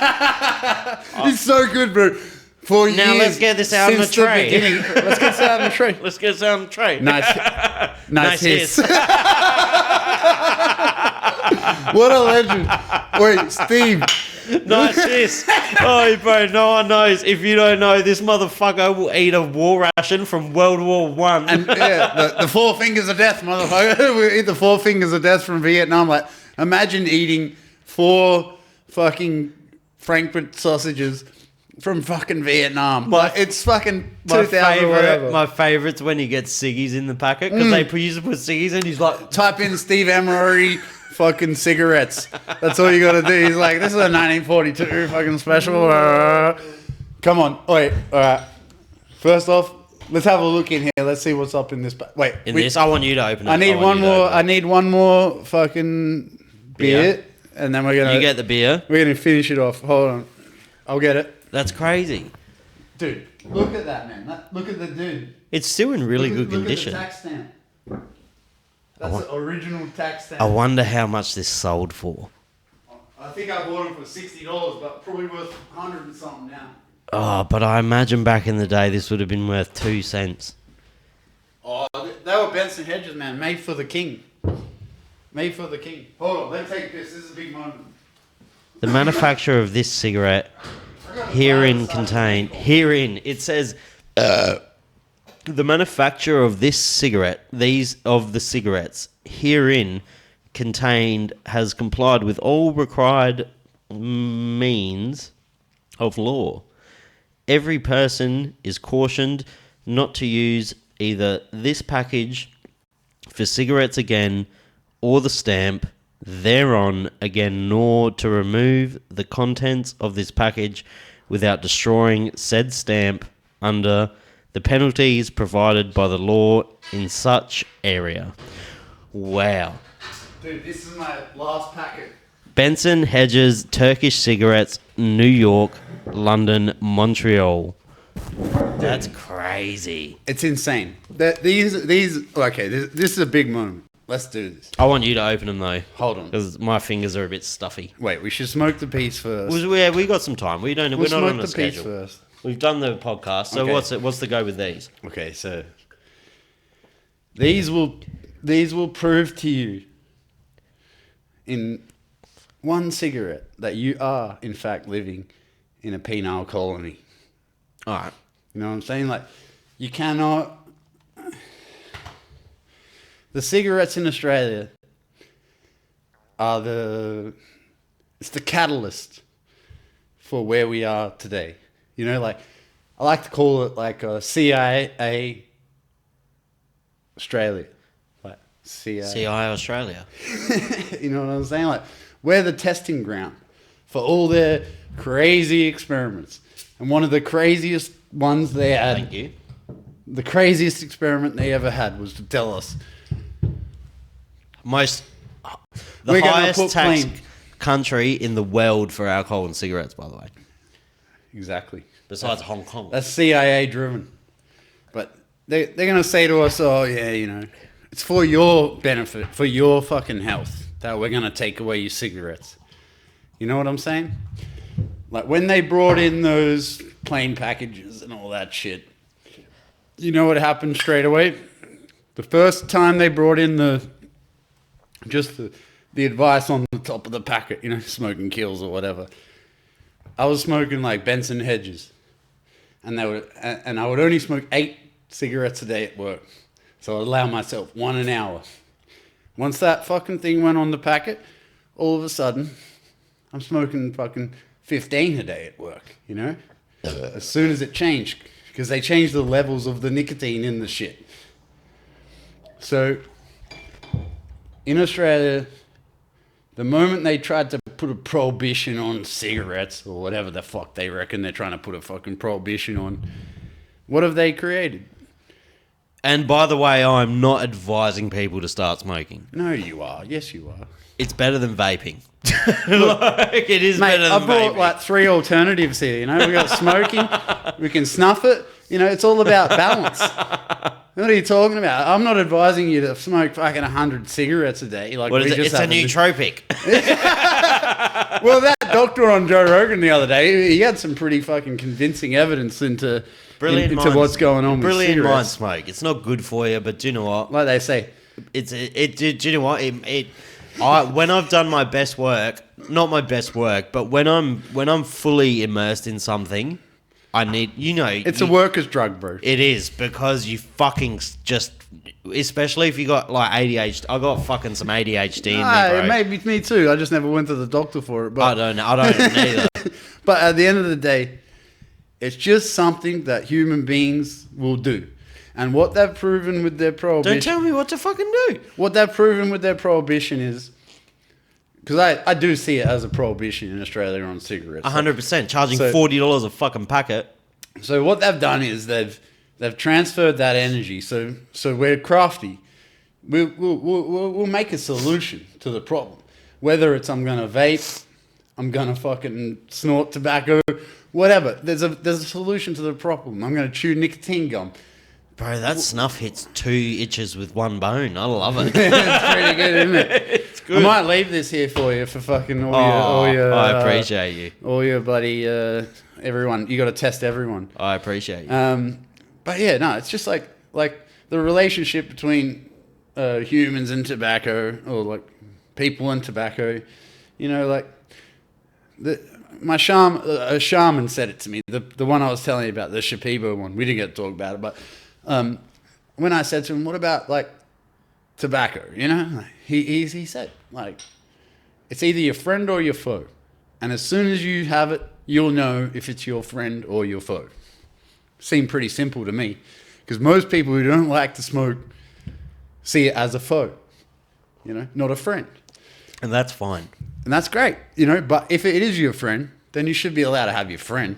You know what I mean? Like, so... Do you know what the best thing about going overseas is? As you would know, you can go to a restaurant, you can eat some food, and then you can light up a cigarette. Oh, in like Cambodia or something like that. Even yeah. in Greece and Cyprus, mate, you can smoke everywhere. But we're on to the luckies. Okay, so these are the peace.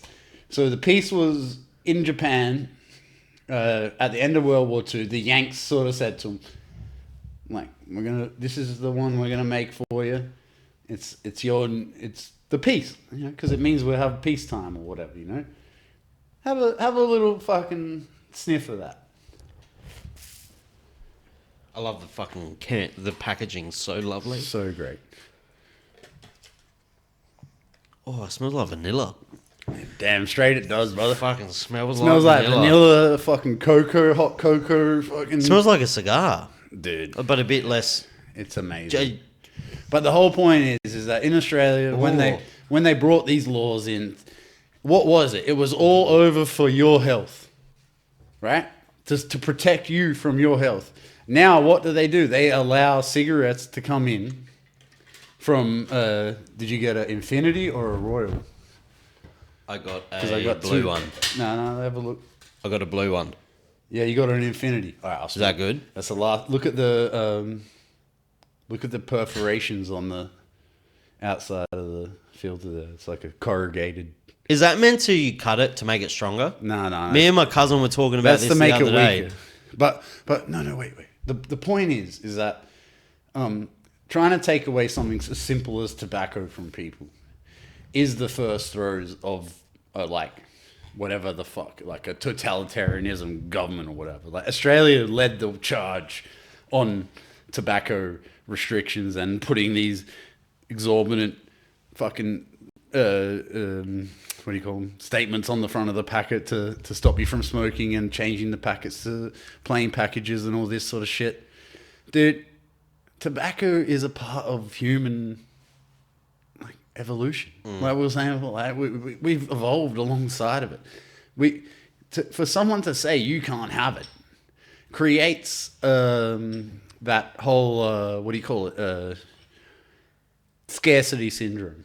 So what's happened in Australia is that dudes will go to the bar and buy one packet of cigarettes and then sit there with their mates and smoke the whole packet and then not smoke for a couple of days after. You know, like they'll fucking just polish off a whole packet in one night at the bar. You know, not tempered off, not daily smokers, all this sort of shit. Dude, you got vaping, which is the pits of hell. Absolutely. I was vaping so hard for a while, and I had smoking. I had physical effects from vaping in a month that I've never had from smoking. Yeah, dude. I think we have a symbiotic relationship with it, the same way that, fucking mushrooms and shit, like we grew up with it. Tobacco is just a part of society. Well, mate, my parents used to smoke in the house. Yeah, dude. Like when I was a baby. My mum used to tuck me in with a fucking Alpine Extra Light and a fucking Dr. Seuss. They used to think it was the funny. fucking Cat in the Hat. They used to think it was funny when I got birthday videos of me when I was like 1 year old. Holding a ciggy. like going for cigarettes and putting them in my mouth. Yeah. Like not lit, but like, do you know what I mean? Well, if we're both dead by 65, we'll take it back. My granddad lived. My granddad lived to bro. Fucking not 88. My grandma just turned 90. My papa just turned 90. Yeah. This guy never fucking... My granddad smoked a pack of 40 Long Beach every day. You know what he would say to me? Everyone I know who fucking quit the smoking dies. For the doctor, they fucking dies.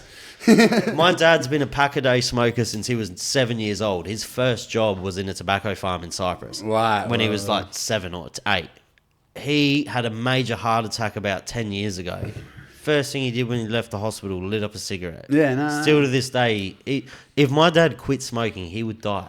Yeah, no. And I'm not advocating for people to smoke. No, it's not good for you. If you've already started though, just don't. It was like when COVID. Don't switch to vaping. When COVID started, I remember listening to this thing and they were like, "If you're a cigarette smoker, you're fucking dead." Fucked. Yeah, and then it's like that fucking guy on Rogan the other week. Oh no, it prevents the forever chemicals from getting into your brain. Like that is the most outrageous statement I've ever heard in my life. Like nicotine prevents forever chemicals to get in your brain. That's fucking crazy. I've been working with those bitches my whole life. I must have fucking lucked out here, like the only thing, even when I fucking did ayahuasca and all that shit, one time I was like, oh, maybe I should be a fucking vegetarian or a vegan or whatever. And whatever the spirit of the plant or whatever it was, it just looked at me and went like, it's all one energy source, bro. Once something dies, it just goes back into the system. Don't bother yourself with those kind of trivial fucking like, oh, I ate a chicken. Did I hurt anyone? Get the fuck. You ever met a chicken? I met one. I used to own 10. And they're fucking, mate, you could walk up to them and cut their head off and there's no fucking resentment. Honestly, if it came down to it, I'd kill 100 chickens without breaking a sweat. Do you remember this old video on online back in the day? I can't find it now, but it was like this dude in like fucking somewhere in Africa or something like that, and they've got all the goats lined up, and the dude looks like Xerxes, like literally like Xerxes, and he's got like the hook knife, and they've got all the little lambs lined up for the slaughter, and he's just like, what time? And the head comes off of the fucking, what time? Like 50 fucking lambs in like a minute. That's life over there, though. And he's just like, and it's like, exactly, bro. That's life. That's just the That's circle reality. of life. You don't think these things were all put here for us to fucking... We will light these, and then we will continue that conversation, because I have an excellent point to that. Come on, let's go. I'll wait for you to light This is that. the piece. Thank you for that. Domo arigato. Domo arigato. Gozaimasu. It's tasteless. In my mouth, I can smell vanilla Dude, already. it's crazy. Like, just to think that there's a cigarette out there that's that pleasurable, but we're left with this shit. You know, all right, like I said, you got those Rossmann Reds. They're from Singapore. They're still good. Once you get the Malaysian ones, or I mean the Indonesian ones. Oh my god. That's out of control. Fucked. Come on.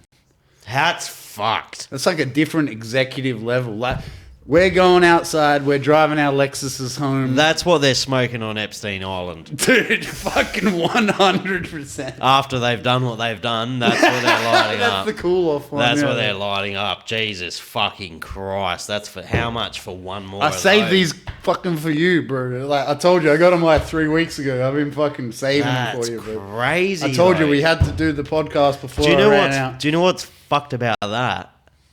That makes me think, what are they putting in these? I have no idea, bro. Because they're not putting anything special in those. Nah. They're just putting what they need to put in those. They're amazing, bro.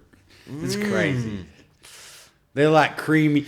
Like, It does. It tastes like fucking cream. I remember the first time I ever smoked a fucking bong, bro. I was on, Why is it creamy? I don't know, man. It does. It has like a thickness. Some fucking, it's like cream puff. Fucking Shout out to crazy. Nick the Smoker. Yeah, shout out to Nick, shout out to Jacob fucking Jones, all those guys. Oh. The first time I ever smoked a bong, bro, was at Grenfell Street. You know, at Grenfell Centre. Skating. I was like fucking 12, 13 years old. This dude, George, was like, come down. And it was like, in those days, there was like a pit that went underneath the place. And fucking me and George go down there. I sink my first bong. I'm laying on the stairs of Grenfell Street, like going down into the pit there, looking up at the building. And I'm smoking, I think it was a Benson Hedges at the time. And every time I took a puff, it felt like I was injecting cream into my mouth. And I was like, this is fucking, looking at the building, like just totally tripping out. And then I remember my girlfriend at the time called me. She's like, come to lunch. I'm in the Maya Center, the food court, you know, come down here. And I'm with my mom and my sister. And I was like, all right. So I skated down, lit up as fuck, after having the best cigarette of my life. Went into the Maya Center food court, walked down. I'm going to go get my lunch. I went and got some Maccas, sat down at the table, just ate like my cheeseburger, my nuggets, my chips, everything like that. And I was like, laters to the mum and the sister. You know, like it was this chick, her mum and her sister sitting there.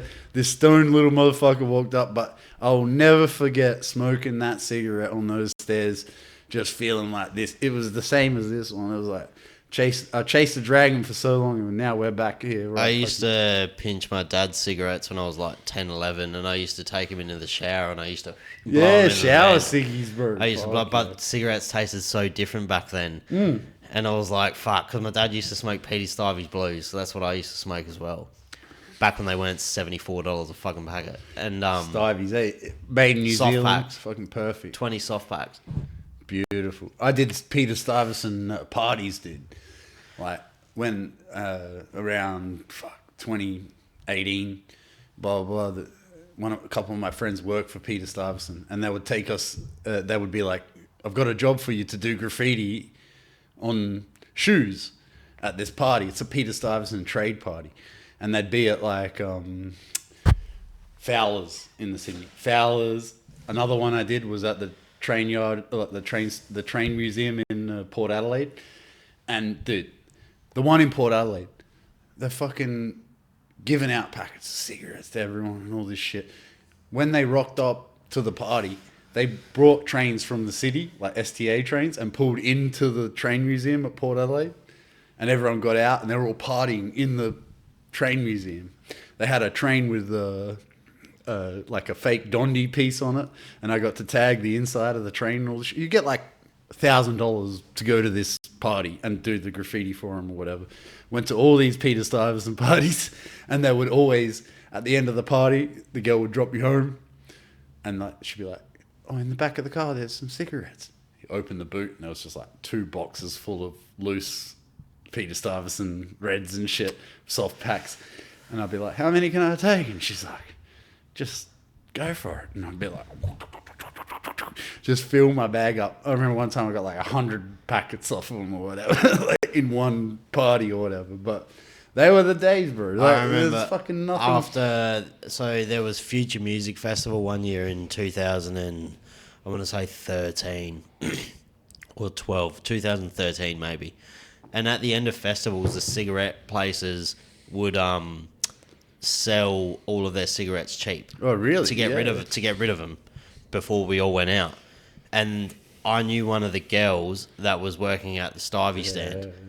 I bought 100 packets of Peter Stivey Blues for $1,000 Wow, yeah. No, it was because I had the cash on me, and I was like, "Oh my god!" You sold a lot of pingers that night. and I was like, "Fuck!" And I just remember I had to stash them behind HQ. I had to fucking stash these cigarettes, hoping no one fucking found them. And I took home all of these cigarettes, and that lasted me fucking months. It didn't last me that long, actually, because I gave them away. But fucking... What a time, These dude. are brilliant. How fucking nice are they, dude? Like, you just can't... I'm so intrigued, though. It's just proof that we live in a penal Oh, colony, I'm so you know? intrigued to try those. All right, let's do it. I'm gonna have a... Dude, this is a fucking... We're chaining, but it's because we're logs. it's like It's a 'cause taste. we're It's logs, like a bro. tasting It's like menu. We're not drinking whiskey or anything. We just had a couple of beers. Johnny Red. Johnny Red. Johnny Red. All right, cocksuckers. You open that up. Well, you see, What year? Oh, dude. Oh, my God. If you could guess. I'd say 1943. 1943. Like you said, the manufacture of the cigarettes herein contained is compiled with all requirements of the law. Every person is cautioned not to use either this package or the cigarettes again, or stamp thereon, nor again... I'm dyslexic, hold on. Nor to remove the contents of this package without destroying the said stamp under the penalties provided by law. You know what I'm saying? This is like 19...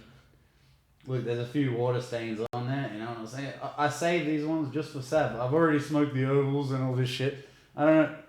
It's probably not going to go so well. I mean, the real thing is you don't want to break... That's the thing. You don't want to break the packaging, so I didn't want to open it. Hold on. Let's have a look at this. Hold on. Nah, I'm going to cut this tax stamp. Look at that with one finger now. Boom. We cut the tax stamp. All right, this is the first... Put it to this one. To this one? Yeah. Yeah, you got it. Are you sure? Yeah, this one's good.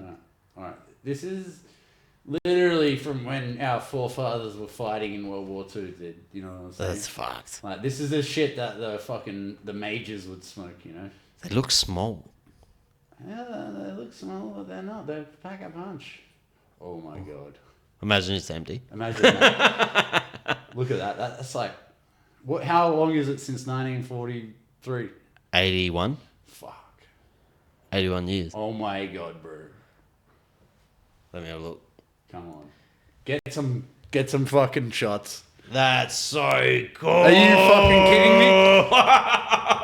You motherfuckers talk about lost civilizations. I've got something from one. You know what I mean? Like that's how shit used to be.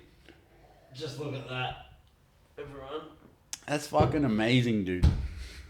Talk about the piece. Come on.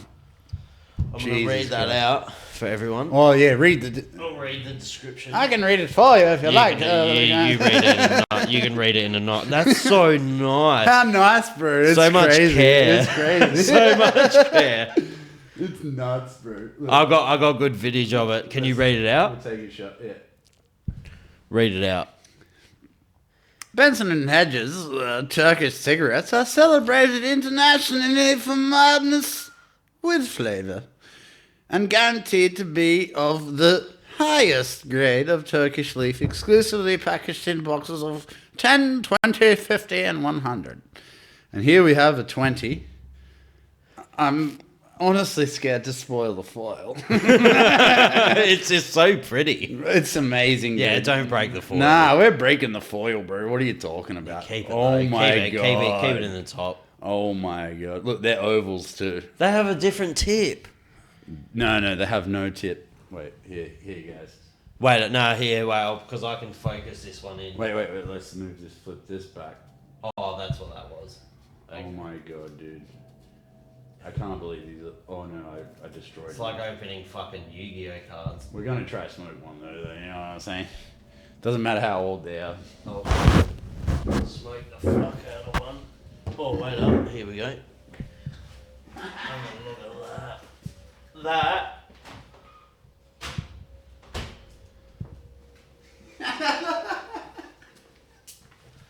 That's crazy. Crazy, bro. That's They've deteriorated wild. a little bit, you know. Like, but Nah, but you'll be able to smoke one. we're gonna try. Look, if I me and don't Sav die in the back shed here, it's gonna be worth it. It doesn't smell like anything. There's only one that's fucked. There's only one or two. But Okay. you'd be able to smoke it still if you had a tally ho. Fucking tally ho, we'll roll a joint out of it. Look, they got that like cellophane paper over them and shit. It's amazing. Wait. Let me take a picture of that. Let me take a picture before you do that.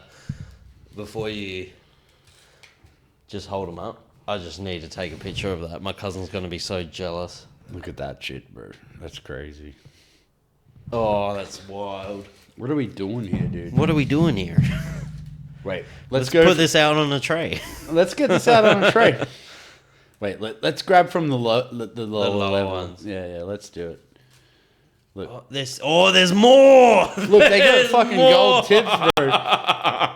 There's more writing. Look at this. Benson and Hedges, I think I already read this, but yeah, you know. How beautiful, dude. You know, like, it doesn't get...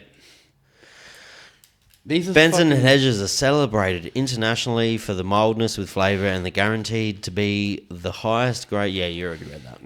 I already read it. You want to keep that though? You'd want to keep that. Ah, yes, I did. That's so good. I certainly did. Here you guys. Does it work? How do I... What's your full name, Sav? Sava. Sava. Savas. Here you go, Saverio. Severio. You're welcome to the war. See how they're oval shaped, dude? How What the amazing. fuck? What the fuck are we doing, dude? What are we doing here? Look. I used to be into this sardines dude, and he says, "What are we even doing here?" He just opens sardine cans. I can't believe we're about to smoke this. But no, I saved it for you, bro. It's got no filter, by the way. No, of course. Filters are for faggot. I mean, No, you can say that word now. you can say it. I don't know, but we got it back. Fagettes. Fagette. Oh my god, dude. Imagine it's terrible.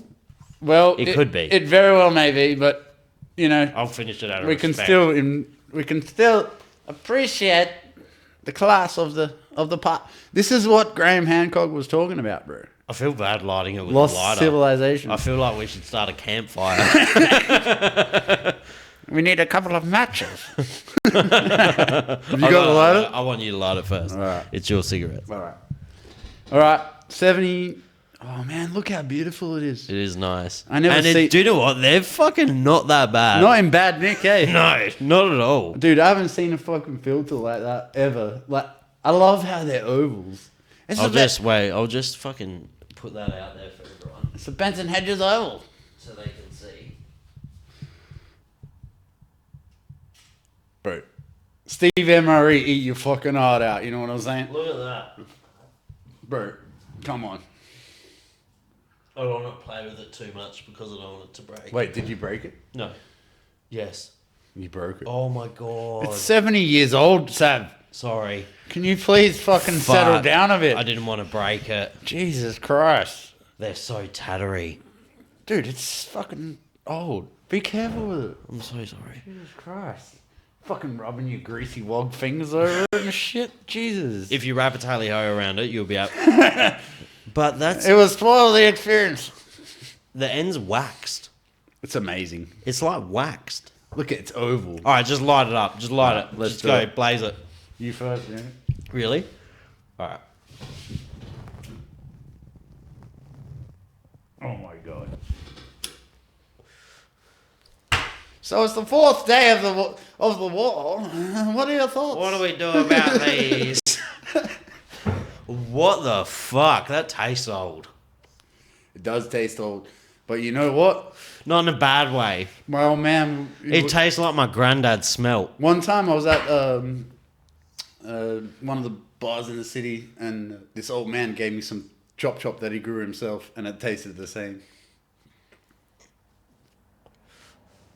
That's not bad. Like, that's not bad at all. Smooth. Like, that's smooth as fuck. That's amazing. Why is that so smooth? I have no idea. It's fucking old, dude. This is like fine wine. Well, it's the Turkish blend, you see. I'm not exaggerating. This is the coolest thing that anyone's done for me on the podcast. Bro, a 70 fucking plus year old 81. 81. That's amazing. You know, I got these cigarettes off of a dude. How long have you held them?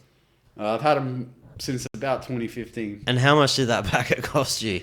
Well, I don't know. I can't remember, but It has a smell, but I like the smell. Like do you know what it smells like? Your And mother's knickers drawer. It's very weird, but it smells like sunflower seed, sunflower seeds. It's pretty amazing. That's fucking crazy, bro.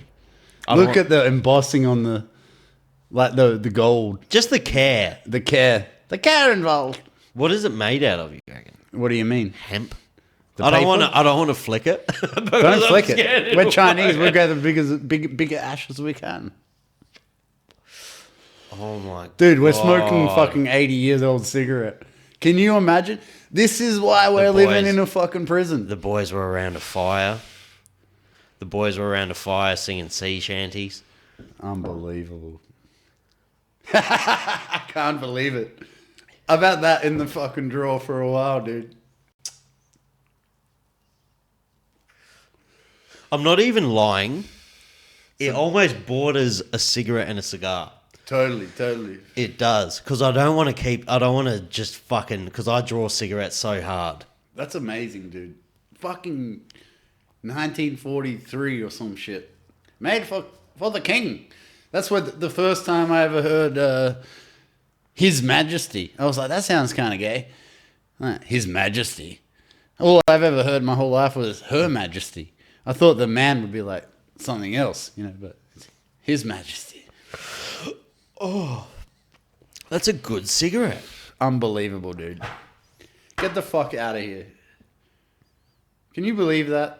I don't know. Steve MRE, Steve MRE. eat your fucking heart out. Eat your heart out. We got the original. I can't believe they're so nice. I thought I'm very surprised they're that I'm nice. surprised, dude. You know what I I'm thought saying? it was going to taste like sticks. When you get a tax stamp That like doesn't that, taste like chop. that's just hermetically sealed. That bro. does not taste like chop.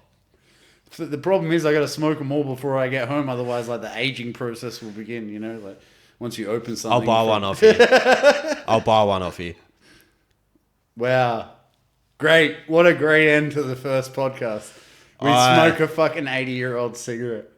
I will leave it here. I will chink my beer with you. Hey, bro. I will say thank you. You're one of the boys forever. It's been fun. I was fucking nervous in the beginning. But not for any reason other than I haven't had a proper conversation with someone in 4 I think years. that's the longest podcast I've done. Oh, really? I think so. With a non-live stream, but thank you. Look at that. Look at the filter. What the fuck is that? All right. Thank you for tuning in. We'll see you later. All right, cocksuckers. Good night.